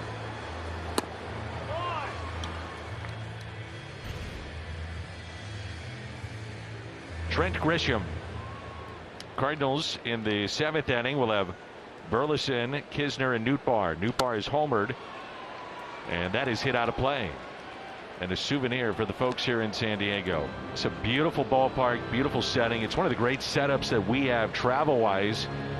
The team hotel attached to the ballpark. It's just very simple. And then you have just the atrocious weather, but somehow you find a way to get through it. Well, that's what we do. Grinders. I'm telling you. Not bad, huh? I don't know, Dan. I'm not sure if my wife's watching or not. She's running around with the kiddos. Oh, this is fantastic then. Ooh, check swing. Yes, he went. Used to be in right center where they had the beach out there. And they've made that more of a, like the deck party areas that you see at ballparks. This whole area too, after games, the gas lamp district, it's a cool place to be hanging out. It's off the plate and foul. And the Padres have become really a must-see team to watch because of their exciting youth that they have. Now it's been tainted with what's going on with Fernando Tatis. A lot of people love to come out and watch him, and that'll be interesting to see how he blends back in with this team next year. And Jack Flaherty with 9 strikeouts and again velocity 97. We head to the 7th, 3-1. At Busch Stadium, that's September 24th. Shop for a good cause, helping kids in our community. A variety of Cardinals memorabilia will be available for purchase, space limited. And reserve your spot today. Cardinals.com/Cardinals Care sale. 3-1, top of 7. Dylan Carlson will pinch hit for Burleson.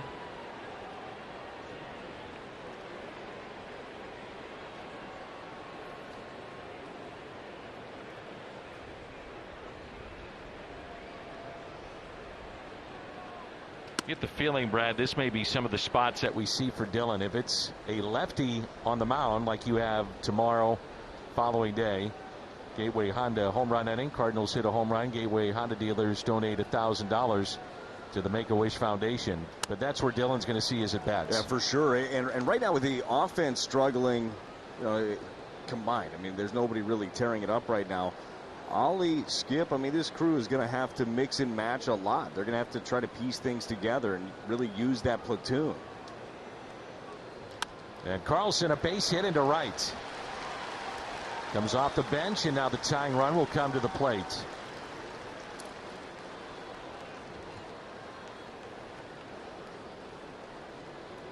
Dylan got himself a curveball. This thing ended up right down the middle. He stays on it, though, and drives it that way.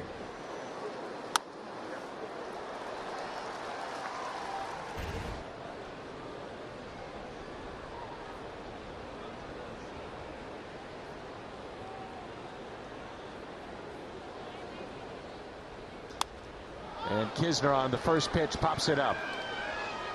Campusano in foul territory made the play, and a smart heads-up base running play by Carlson to tag up from first to second. You don't see that one very often. No. That was one right there. Campusano was going after that one, never got under it, so it was just continued. His momentum was taking him into the netting. And Dylan did a fantastic job of recognizing that and taking the base.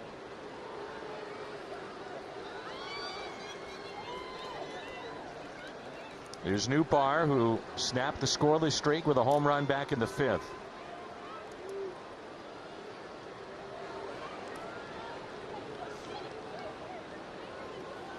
Matz continues to throw in the St. Louis bullpen. He'll be pitching in the bottom half of this inning.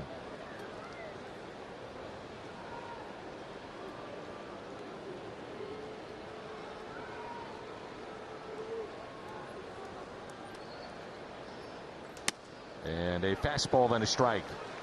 Walked into second. The home run, his 13th of the year. Back in inning number 5 to account for the only run for St. Louis.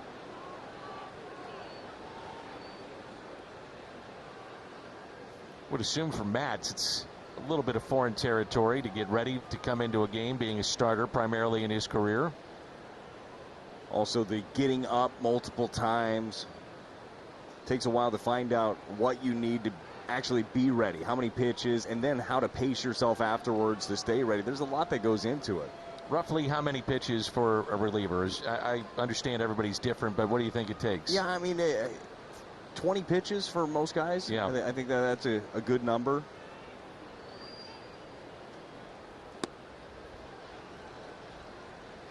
So back in the 5th, the home run by Lars Newbar. Well, you called it. You called it, knew it was coming, said Newt's going to run into one, break this scoreless streak, and he does. It was a fastball in, got his hands to it, and got something finally for these Cardinal fans here at Petco to cheer about. Needed it. And a 1-1. Kept in front by Campusano. When he made that play on that pop-up, it took me back to Mike Piazza missing the pop-up off the bat of Albert Pujols on your World Championship team in the playoffs. Should have been caught. It dropped, and then Albert sent one into the seats. Seems to always happen that way, doesn't it? It does. This level, you give extra outs, you lose. Cardinals 0 for 7 with runners in scoring position in this series. It's hard also not to think about the play of Ronnie Belliard. Great play, sliding towards the line, second baseman. That saved the game too. Yep. Yeah, that's a play you look back on and say, man, that really set the tempo. Nick Martinez, hard-throwing right-hander, has been getting loose. And a 3-1 pitch. 3-2.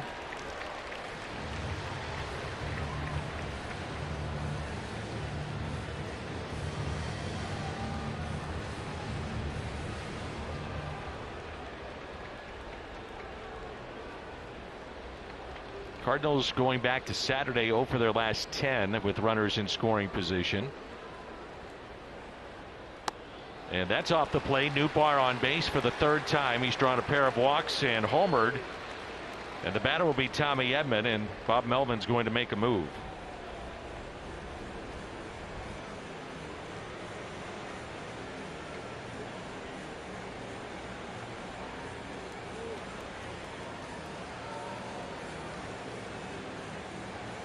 We'll step aside. Runners at first and second when we come back, and Tommy Edman at the plate to face Nick Martinez.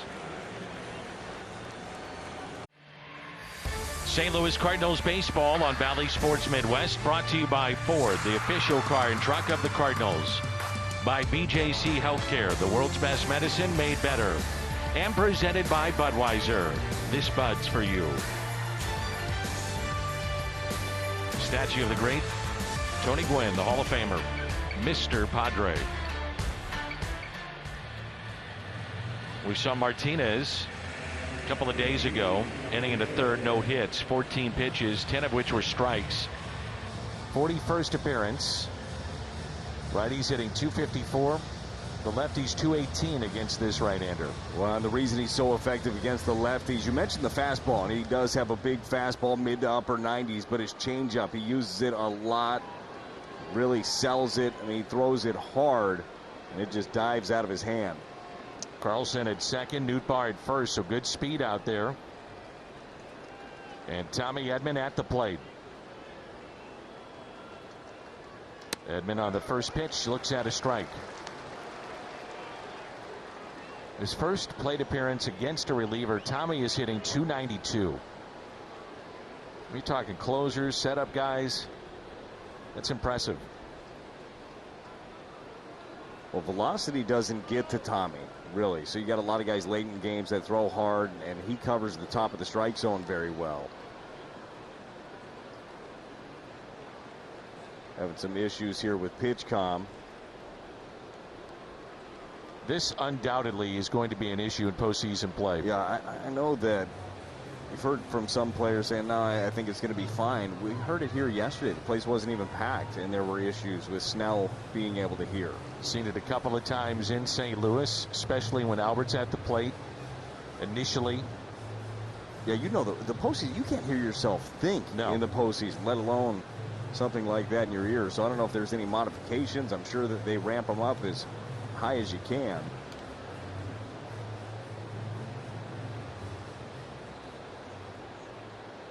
Remember, the season started with maybe half the teams using it, and then everybody just said, now we're all in. Everybody's using it.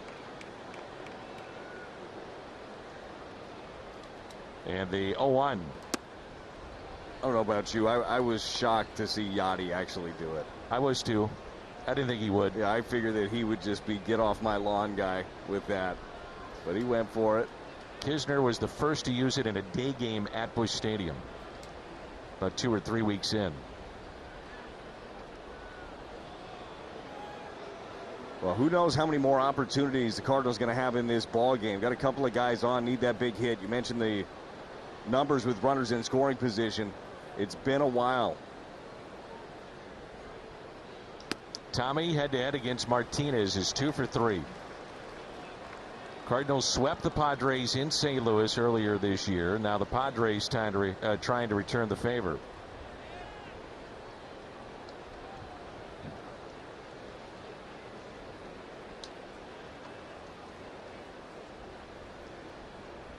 The 2-1. The changeup off the plate, 3-1. Better at bats clearly here today too. They grinded through some of these at bats. Nootbaar definitely. Tommy Edman now has got the count his favor, 3-1. They've taken some of their walks in this ball game. Now you just need the payoff.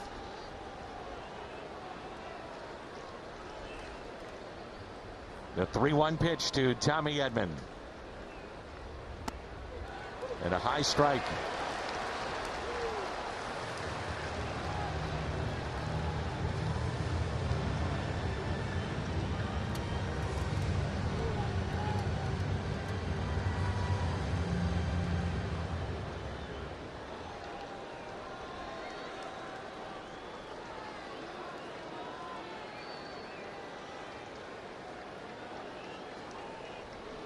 The 3-2 pitch.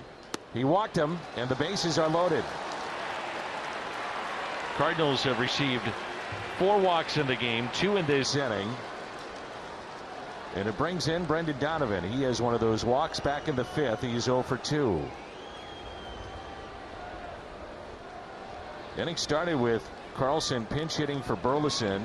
Dumped a single into right. Kisner popped out, but heads up base running by Dillon to tag up from first to second on a pop-up in foul territory caught by the catcher. Nootbaar walked. Tommy Edman with a walk, and this is the break the Cardinals have been looking for.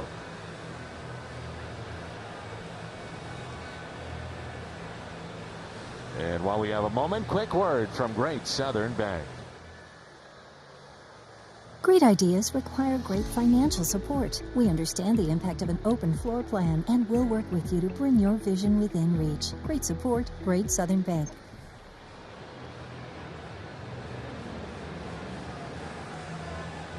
Donovan a ground out to the pitcher. He grounded out to second, walked in the 5th, and here we go. Bases loaded. He's sitting on 99 hits this year. No better time for hit number 100 than right now.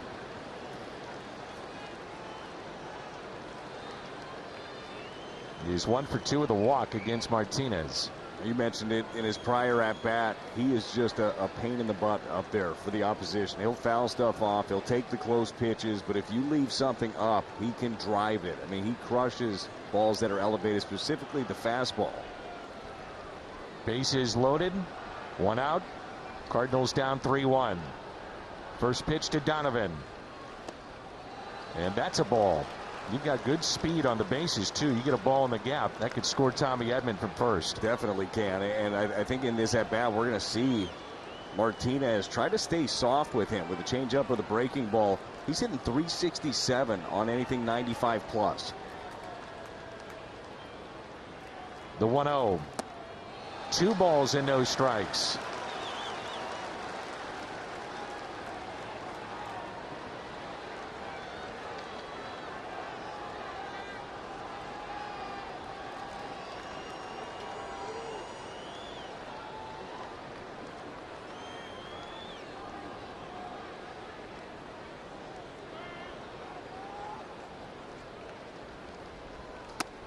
Inside and high.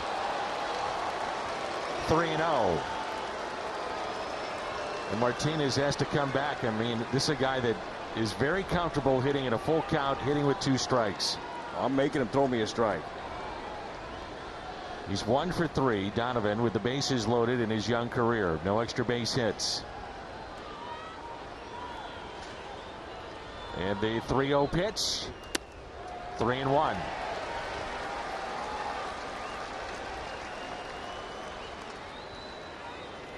Room on the left side of the infield. Shortstop Kim near the bag, and a huge gap in right center.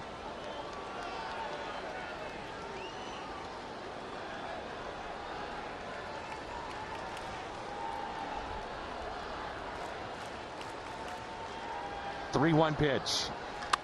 Cranked out to deep right. His first ever career grand slam. Cardinals have the lead. Brendan Donovan with the grand slam.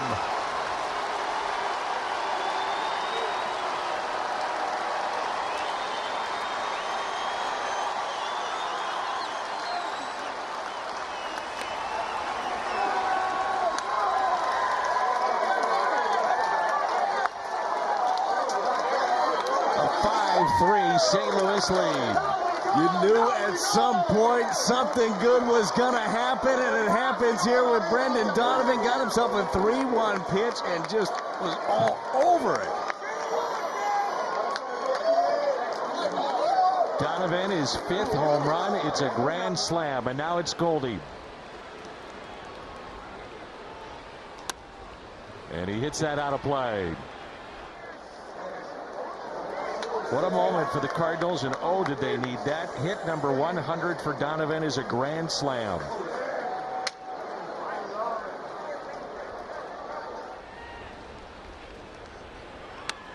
Watch out into the Padre dugout. It's a 4th grand slam for the Cardinals this year. Well, that was just fun to watch the Cardinal dugout erupt when he hit that. With that grand slam, $1,000 donated to the Make-A-Wish Foundation of Missouri. Gateway Honda dealers with that donation. The 0-2. 1 ball and 2 strikes on Paul Goldschmidt. So 2 walks come around to score this inning, and it's exactly what the Cardinals needed. We were talking about it before the game too. The identity of this ball club when they were playing their best baseball was the long ball was a big part of it. Led the league in home runs. Hit left side, base hit. Second hit for Goldie.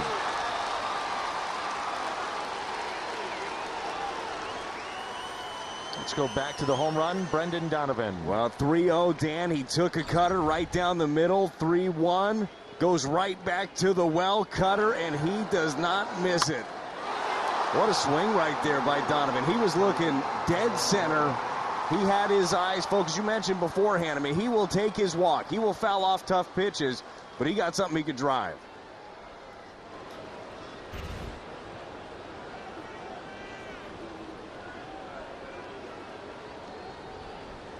Here's Arenado, who has a double, a single.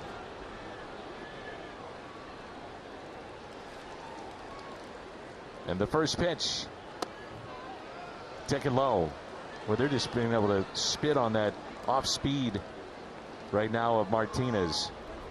Just seems like they're picking up the spin well and letting it go. Hit a home run, they win 67-35.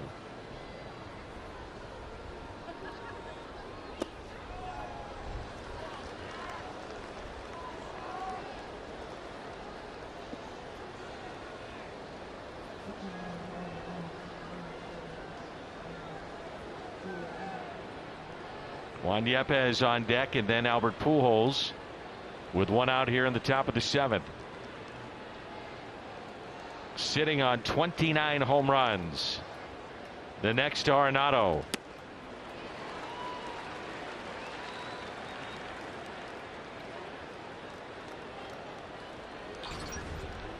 Albert Pujols, his reaction. Nicely done, young man.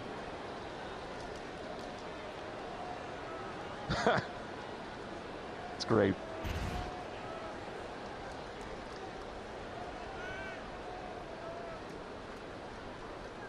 The 2-1. Ripped foul. Now this is more like it. Yeah. You don't think that those guys were feeling it here the last couple of days, specifically this month overall? It weighs on you. And the key is just continuing to work, continuing to believe that all the preparation, all the things you're doing day to day are going to lead to success.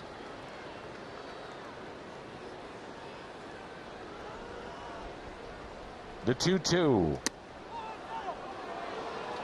Just missed. Well, this would be the perfect time to get home run number 30 and RBIs 99 and 100. Why not do it right here?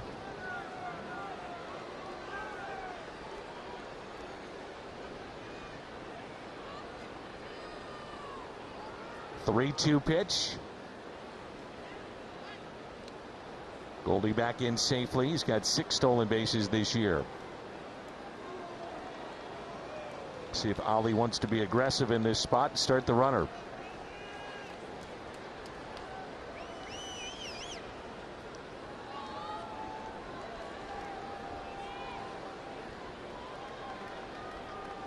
(3-2) put in play by Arenado. They did start the runner. Machado to first, and it brings in Juan Yepez with a runner at second base. That must have had some kind of movement on it with that swing. Yeah, that was a changeup and ate him up. Started in the middle of the plate and just kept running in. Yepez, a pinch hitter back in the 6th inning.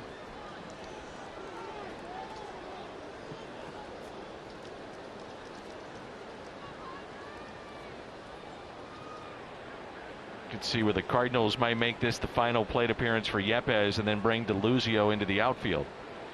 Now with a lead.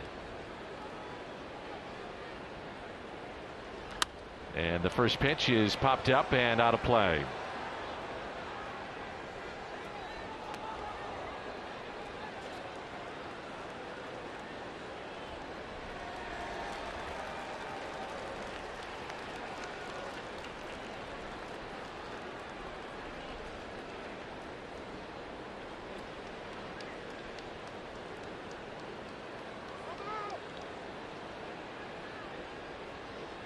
Cardinals have Steven Matz out in their pen.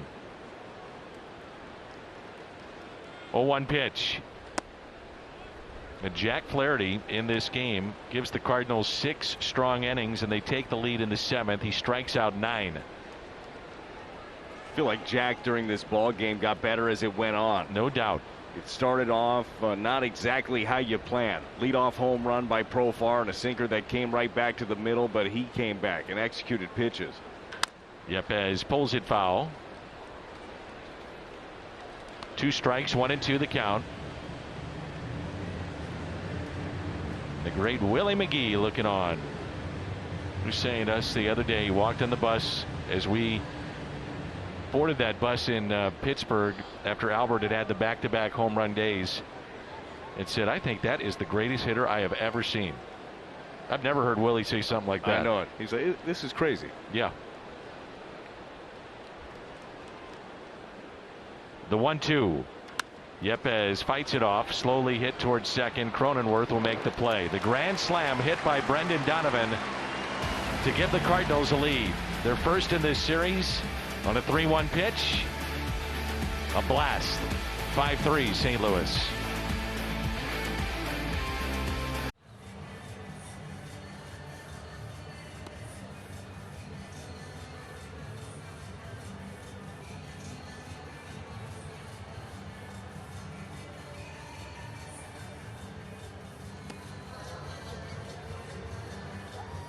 Bottom 7, Brendan Donovan slam, 5-3 Cards. Ollie Marmol talking about his team's offensive struggles this morning, basically restating what he said last night. He said, we have more confidence in what we're doing today than we did a month ago when we were killing it offensively.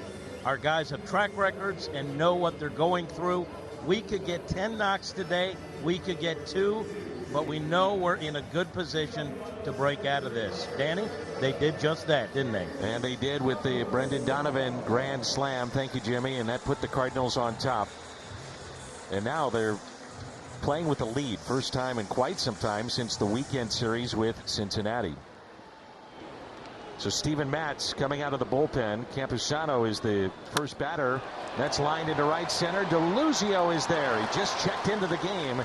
Or the ball will find you. It found him. DeLuzio in center, Carlson in right now, and Newbar in left. Well, we're going to see a lot of this with DeLuzio late in ball games. Defensive replacement. We know we've seen him on the base pass. He can move. This is smart. Get your best defensive alignment out there. And this role here, this game changes in importance for Steven Matz. He comes in. He was going to come in as they were down 2 runs. Now the Cardinals find themselves up 2. Top of the lineup in the switch hitter Profar. Matz is a pretty quick worker too. When he's right, he's pumping strikes.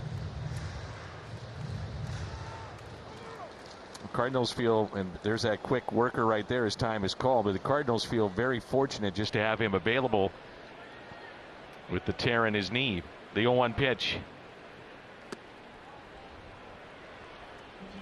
Well, that's what you're going to see from Matz. Against the right-handers, you're going to see that good fastball. The changeup is his secondary pitch. To the lefties, they'll get the curveball. Fly ball to DeLuzio, under it, and has it. Get 100% MLB verified tickets easier than ever at StubHub, official partner of the Cardinals. And they have the widest selection of seats and prices, so look up your seat view before you purchase, and you'll know the view of the field. Tickets available on StubHub up until the first pitch. Albert Pujols is due up first for the Cardinals in the top of the 8th. 2 outs here in the home half of the 7th. Matz 2 outs and 4 pitches. And here is Juan Soto. Look at that bender. Wow. That'll play right there. Woo-hoo. That'll play out of the bullpen. You've got that curveball that you could throw for a strike, and then you've also got 95 plus.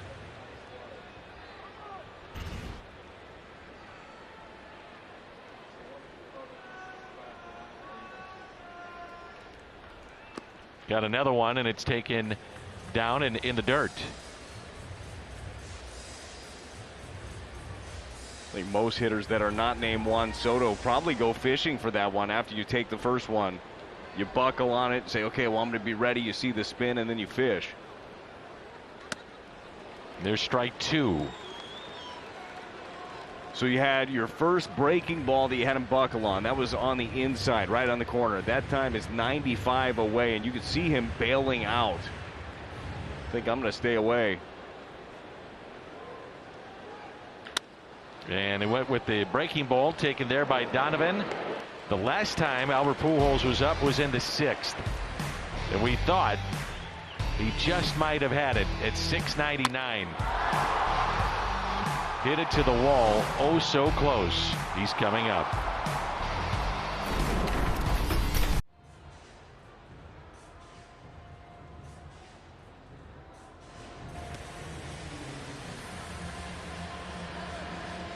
Five to 3 Cardinals. Grand slam that was hit by Brendan Donovan. Pierce Johnson is in, or Chevy called to the pen. He pitched 3 years at Missouri State and set the school's single season record with 119 strikeouts back in 2012.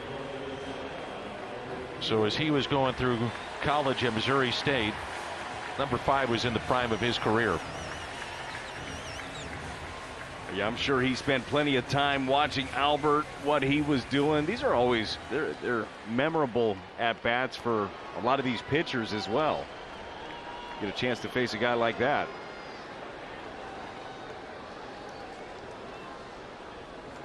And the first pitch to Albert. The shadows making their way across home plate and certainly in the pitcher's mound as well. Pujols 1 for 3 tonight.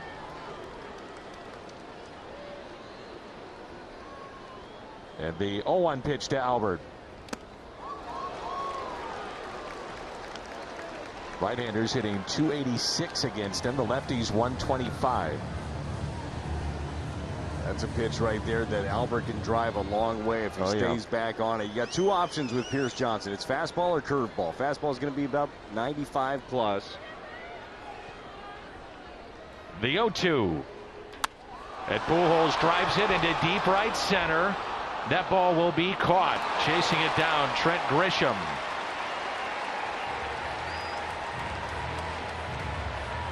And he's 1 for 4 today. While we have a moment, quick word from Jack in the Box. Mix Good Good sauce with my new spicy Good Good sauce for spicy Good Good Good Good sauce.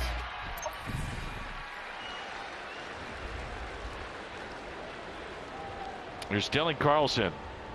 Can't say enough about his heads-up play to tag up from first to second on a pop-up caught by the catcher. You never see that. No. Guys take it for granted. They just end up going back to the base. And also, you know, you give credit to the first base coach, Stubby Clapp, for pointing that out as well. Yep. But that's a very, very smart play.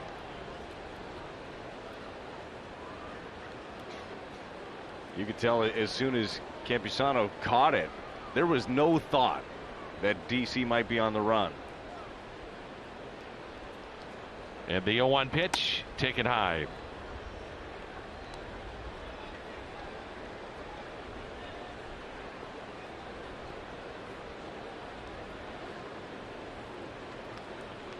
Brewers and Reds playing tonight. They're just underway. We'll keep an eye on that game. And Cardinals, they win. Magic number would be at 5.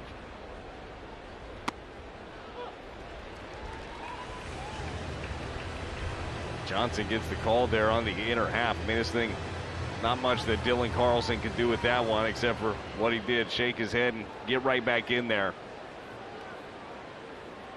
It was activated from the IL last Saturday.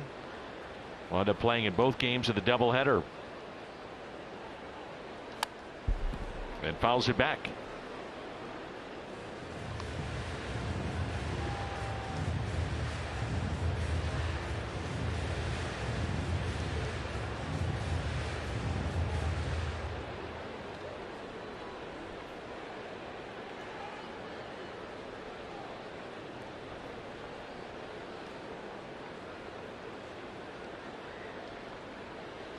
A shift on the right side and a 1-2 pitch. A swing and a miss. So Johnson has got the first 2 here in the top of the 8th.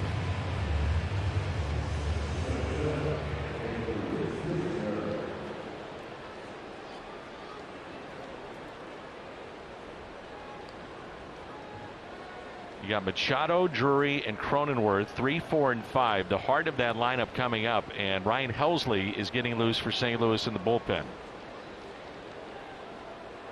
I like how Ollie attacks. I do too. That's the biggest part of the order, obviously. Use your best guy in your biggest spot.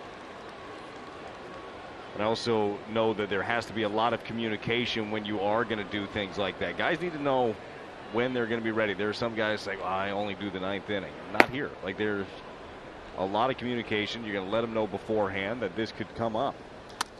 And a ground ball off the bat of Kisner to short. Kim up with it and makes the play. 1-2-3 go the Cardinals. Machado leads it off when we come back. 5-3. The Cardinals have the lead. Machado, Drury, Cronenworth due up 3, 4, and 5. So Ryan Helsley is into the ball game, and you talked about it earlier, Brad. It's an aggressive move by Ollie. You know, he's not saying that Helsley is always destined for the 9th, and if the game is on the line here, you go with him. Just makes sense. It really does. Your Chevy called to the bullpen in for his 51st game, and he's one of the most dominant relievers in baseball. You look at that 13.13 Ks per 9. I mean, he has got so much swing and miss. I mean, this is who you want facing Machado, Drury, Cronenworth. It's not to say you don't trust Giovanni Gallegos either, but this is your guy right here, and then you feel good about Gio being able to slam the door. It's going down right now currently as one of the most dominant relief seasons ever in Cardinals history and really in baseball. It's been that good. His first half was just ridiculous. It was, and I feel like they've done a good job of keeping him as fresh as possible too, being very careful with the workload and the back-to-back days and the innings, and They're doing a really nice job, and Ryan obviously is doing a good job of keeping himself ready. Been a total of 27 hits against him the entire season. 27, that's it. Hitters hitting 132 against him. The righties 117, lefties 153. Last pitched 5 days ago against the Reds. Win an inning. 18 pitches, 14 strikes. That's to the backstop and ball one at 101.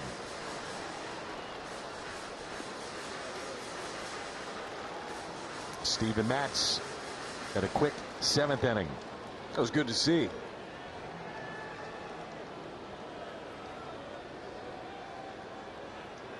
And the 1-0 pitch. Fastball on the strike to Manny Machado. On the day, grounded out to third and a couple of walks, 0 for 1.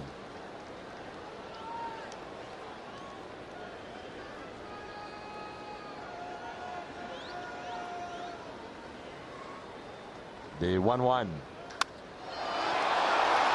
Deep left center. Deluzio back. He's at the wall. Leaps. It's gone.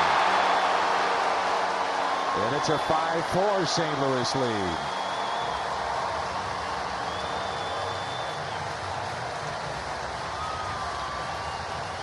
Home run number 30 for Manny Machado.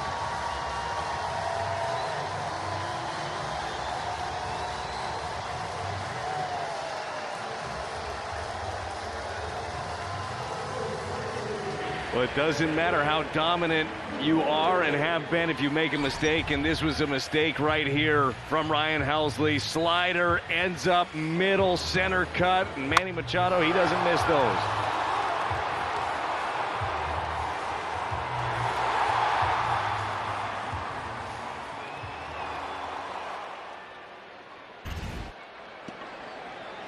Now Brandon Drury. Strike one.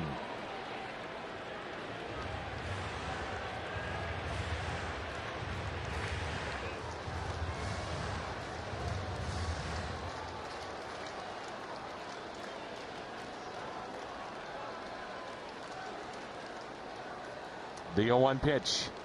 Fouled back. 103 on the gun. Well, I'm sure he's a little revved up right now. Oh, yeah. Drury is 0 for 3 head-to-head against Helsley, and today his line to left hit into a double play in the 3rd and struck out in the 5th. The big key with this job, obviously, is what happens. It happened. It's done. Go get him now.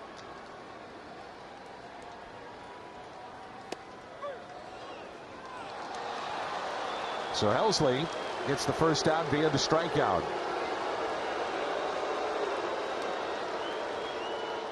Here's 103. In your kitchen.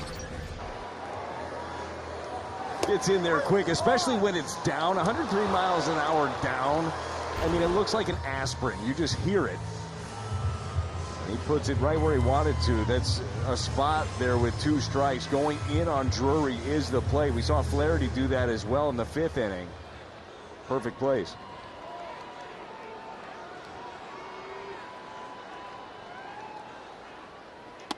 Cronenworth looks at a strike.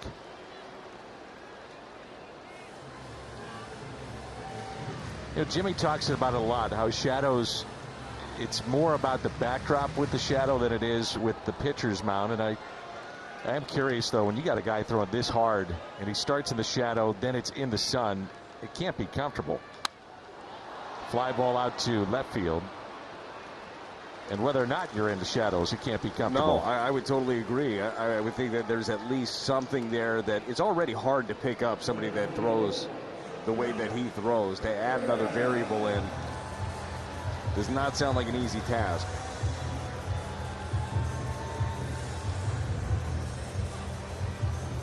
The batter will be Josh Bell.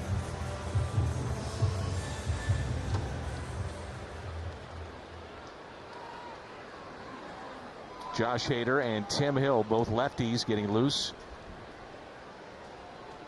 in the bullpen.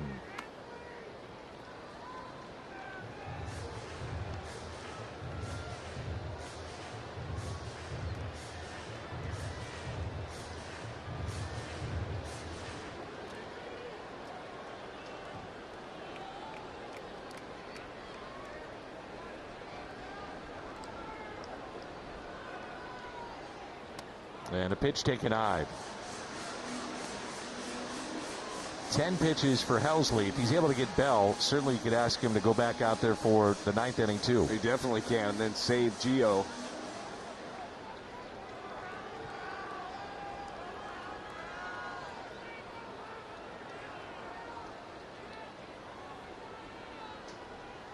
The next fastball high. 102 on the gun. I love seeing Yachty in the dugout, always next to Ollie and Skip. I mean, he is an extension of the coaching staff.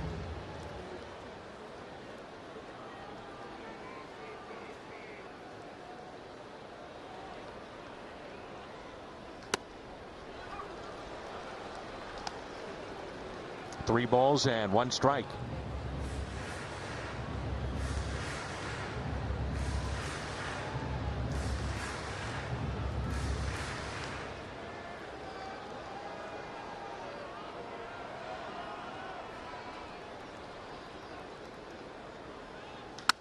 Get out of play. 3-2.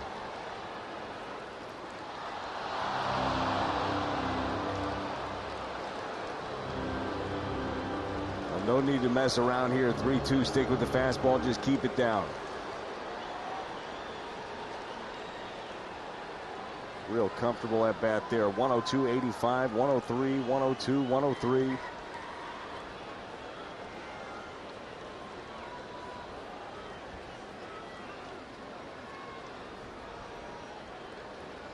From 3-0 to 3-2. The next to Bell.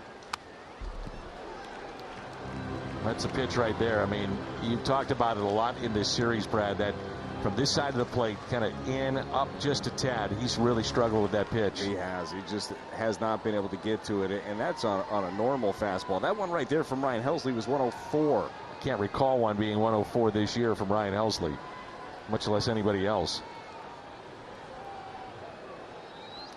Guess he's got a little extra in the tank here, Brad. 5 days off. Yeah. That does happen. I mean, guys get rest and they come out ready. And the 3-2 pitch. 103, and Helsley walks Bell. Now we'll see if Bob Melvin wants to use a pinch runner for Bell. And he is going to do that. Luis Liberato. Sometimes, even in a tight game, especially if you're down a run, manager will wait till you get to second. But this is such a big ballpark. The National League West ballparks are huge. You get a ball in the gap, you could score from first. Yeah, it's worth making the move now.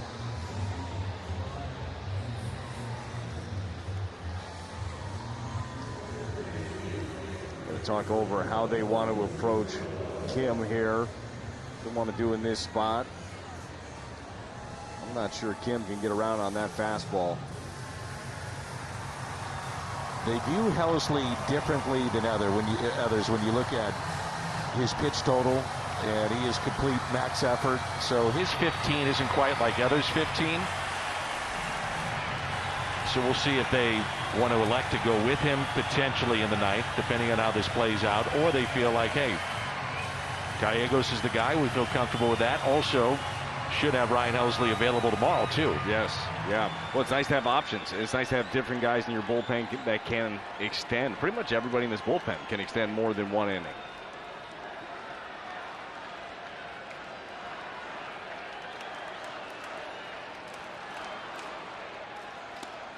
And Kim has a home run in this series. The home run came off of Adam Wainwright. It was a hanging breaking ball, just backed up into him.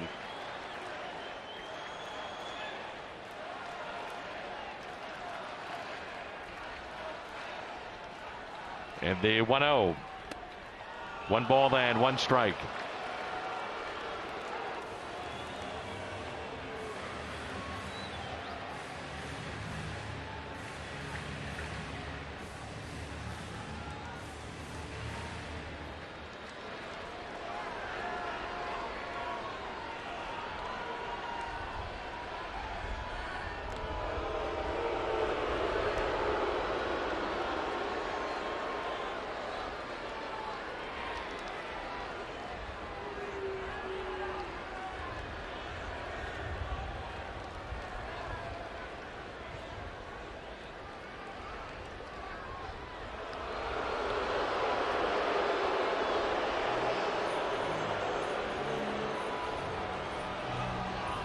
At AAA this season, Liberato is 6 for 7 in stolen base attempts.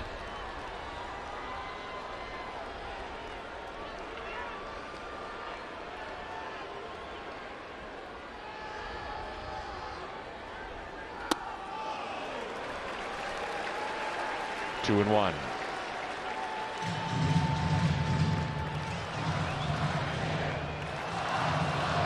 I think with Hassan Kim here, whatever you do, just do it across the bottom of the zone. He wants anything elevated. He's already shown you he'll slap the ball the other way. If you make a mistake that backs up on him, he can pull it, but just stay down.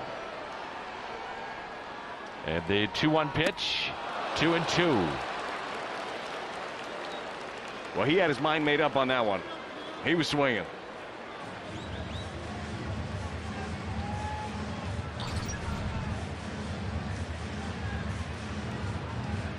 You really don't have too much time to think about it when the guy's throwing 99 plus. So 2 balls, 2 strikes. Liberato, the runner at first base. 5-4 our score. The 2-2. Popped up. Goldie will give it a look, and it's out of play. Lars Nootbaar, Tommy Edman, Brendan Donovan due up for the Cardinals, looking at the 9th inning.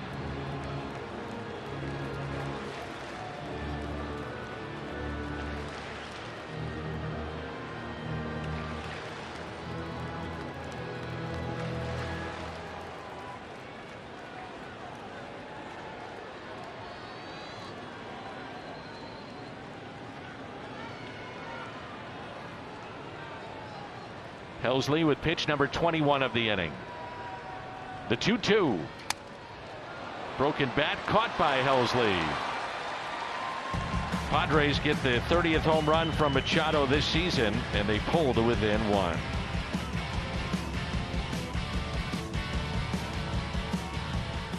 Plays of the game, and it's the long ball. Brad, you've been saying, hey, let it go. Get some home runs. Well, they get a couple of big ones today. Yeah, it's easy to say, it's harder to do. Newt got it started, then Brendan Donovan got himself a 3-1 cutter down the middle from Nick Martinez. First career grand slam, his 100th hit of his career, and it was a big one here for the Cardinals.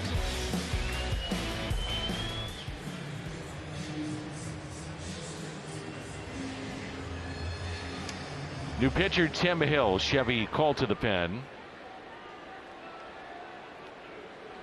It's the 57th time this season the Cardinals have hit 2 or more home runs. The previous 56, they're 47-9. I like your chances there. Yep. That's the game now. You have to have power.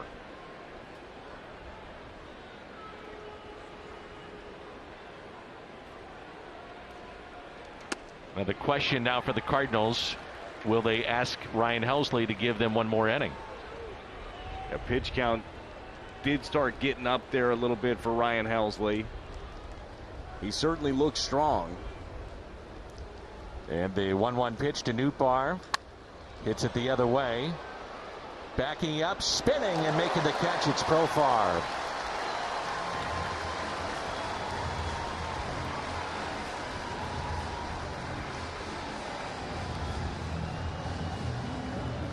Saw Hill 2 days ago against the Cardinals. Win an inning, 15 pitches, no damage done.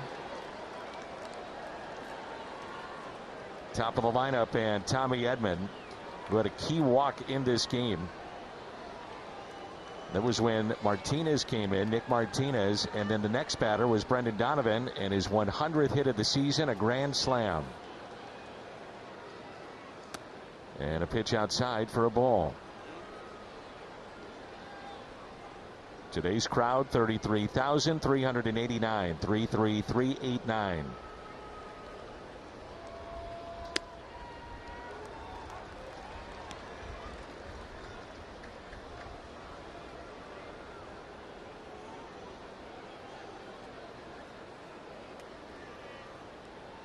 Little quick pitch that time. Yeah, we've seen him do that a lot. When with Hill, You see the funky drop down. He throws pretty much all fastballs. Every once in a while, you'll see a little something different. He'll mix in a slider or a cutter, but it's mainly sinker, four-seam mix. But hitting is all about timing. If you can mess that up by a quick pitch here and there, it's very effective.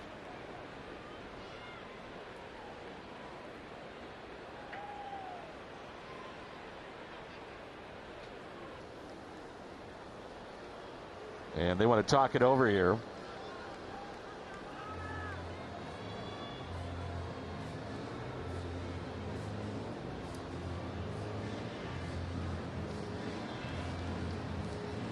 What's interesting too about PitchCom, it can essentially translate.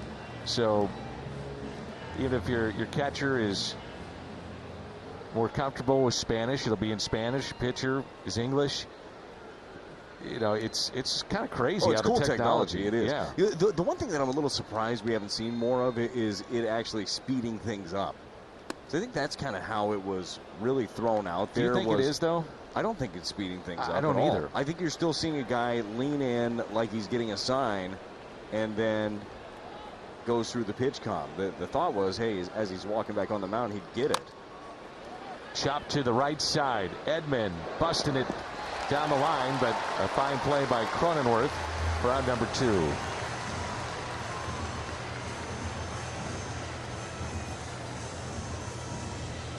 Ryan Helsley has gone 2 or more innings 6 times this season. The last time was August 12th against Milwaukee. His season high in pitches is 40. Here's Donovan, who hit the grand slam back in the 7th inning. His 5th home run of the year. He's driven in 44. And the first pitch, a strike.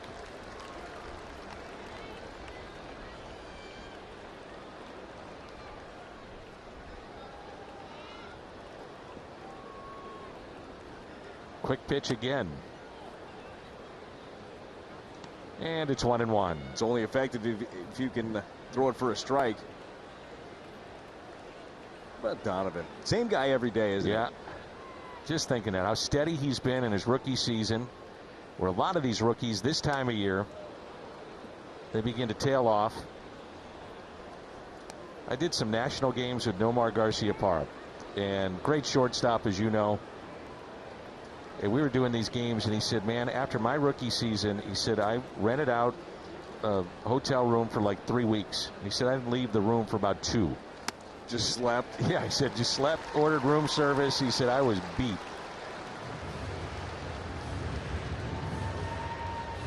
Just physically, emotionally, mentally exhausted. Well, I think that the mentally part is a really big one, too. There's a lot of eyes on you.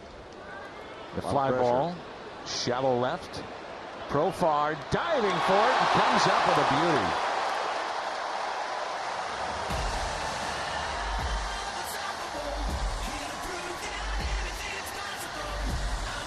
We head to the bottom of the 9th in a 1-run game.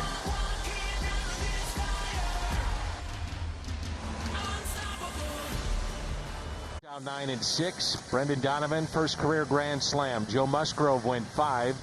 And Jurickson Profar, who just saw, made that great diving catch in foul territory, 2 for 4 with a home run and a double. He's brought in 2. Gallegos, 54th appearance, pitched 5 days ago against the Reds. Win an inning, 13 pitches, 9 were strikes. I've said this a bunch. When he has rest, is typically, most pitchers, you can make this statement, they're much better, but it really stands out. When Gio's had that rest, his stuff is just completely different. Just look at the last 4 games that he's had. He hasn't given up a run, hasn't walked anybody. He's punched out 5. We're seeing some of those swings from him that we got so used to seeing early in the season, especially last season, where these balls are bouncing in front of the plate and you're getting full-on hacks. That just means nobody's able to pick it up. But I think you're right, the rest has something to do with that, and it's been nice to have different guys in the bullpen to be able to provide that rest. You got other options that you can trust. How much do you think the clock will affect him next year? A ton. Yeah. Yeah. I mean, he's going to have to make some big-time adjustments. He's the slowest worker in baseball. Literally, yeah. So he's going to have to make some big-time adjustments. But I also know this, he's a good athlete, and he'll figure it out. You're going to have to. Everybody's going to have to adapt to different things. The pacing will be different for him. Some of his methodical, like this slow working, but that also lulls the opposition to sleep. Yes. There really is something to it. But like everybody else, he's going to have to adjust. So Grisham, Campusano, Profar due up. They have Myers on their bench, Zokar, Alfaro, Austin Nola, and Liberato is the first benchman used as he came in to pinch run for Josh Bell. So here we go, the bottom of the ninth, and the Cardinals trying to hold on to a 5-4 lead.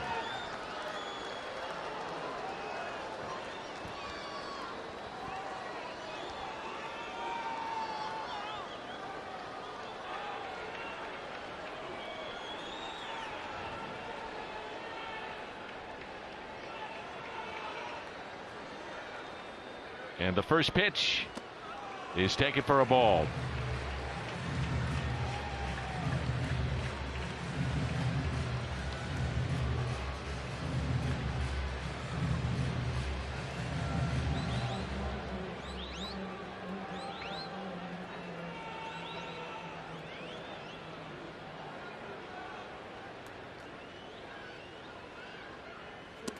And there's a strike, 1-1. It's a part of his game too that I think that at times he can get away from, is really utilizing that fastball. It's a good one. I mean, he throws mid-90s, and it helps keep everybody off of that really good slider that he's got.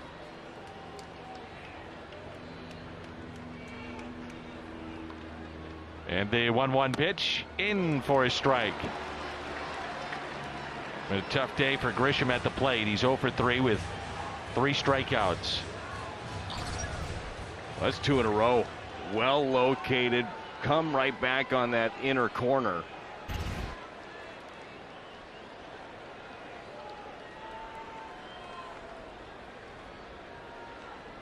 And the 1-2 pitch with a shift on the right side. Popped up. It's a long way to go for Edman. So coming on and making the catch, Nootbaar. You had Edman going out, you had DeYoung going out, and you got Nootbaar coming in to make the catch. Well, it's an easier play for the outfielder that's coming in on it. Good job by Nootbaar. He has to go a long way to get to this ball. He had some hang time, had a chance. Nice job by Newt. All important first out. There's Campusano. The Padres are hoping any which way to get Juan Soto to the plate. One more time.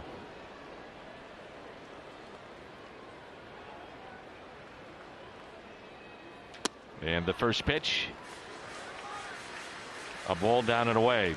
Campusano with an RBI base hit to center. Reached on an error, scored in the 5th, and fly to center against Steven Matz.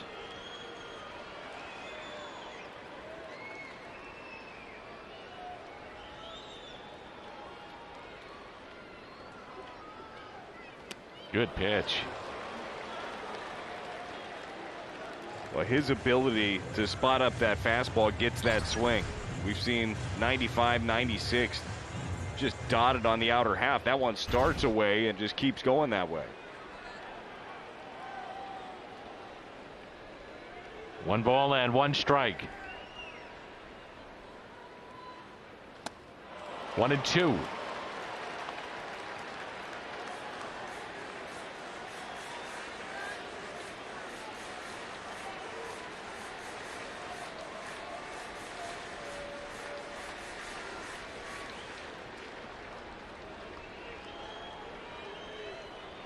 The switch hitter Profar on deck. 1 ball, 2 strikes. And the next from Giovanni Gallegos. Swing and a miss, blocked by Kisner. He'll complete the throw to first, and there's 2 away. Padres down to their final out, and a long afternoon began with Jerks and Profar hitting a home run on the second pitch delivered by Jack Flaherty, who would wind up going 6 innings and striking out 9 today. Brendan Donovan with the grand slam. Profar 0 for 4, 2 strikeouts head-to-head against Gallegos.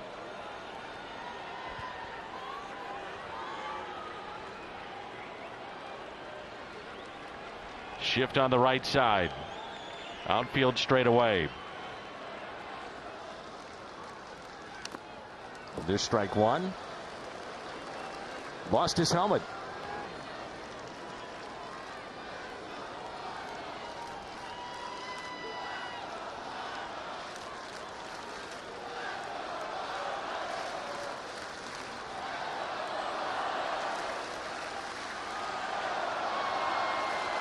Of his 15 home runs, 12 have been from this side of the plate. Lines it, caught! Oh, what a catch to end the game by Goldie! What a play to finish it off, and the Cardinals hold on for a 5-4 win, and it's win number 88 this year. How about Paul Goldschmidt on this one? Full extension right down the line. It's a slider. Hit hard. What a way to end this one. Magic number now for the Cardinals, down to 5 games. Donovan with the huge game. Jack Flaherty. Everything about this one. Boy, they needed that. A breath of fresh air and a fun trip up to L.A. for a great series against the Dodgers. Magic numbers, my partner mentioned, down to 5 to clinch the NL Central. Plenty of Cardinals coverage coming up. The postgame show comes your way next. 5-4 the final. The Cardinals salvage a game in this 3-game set.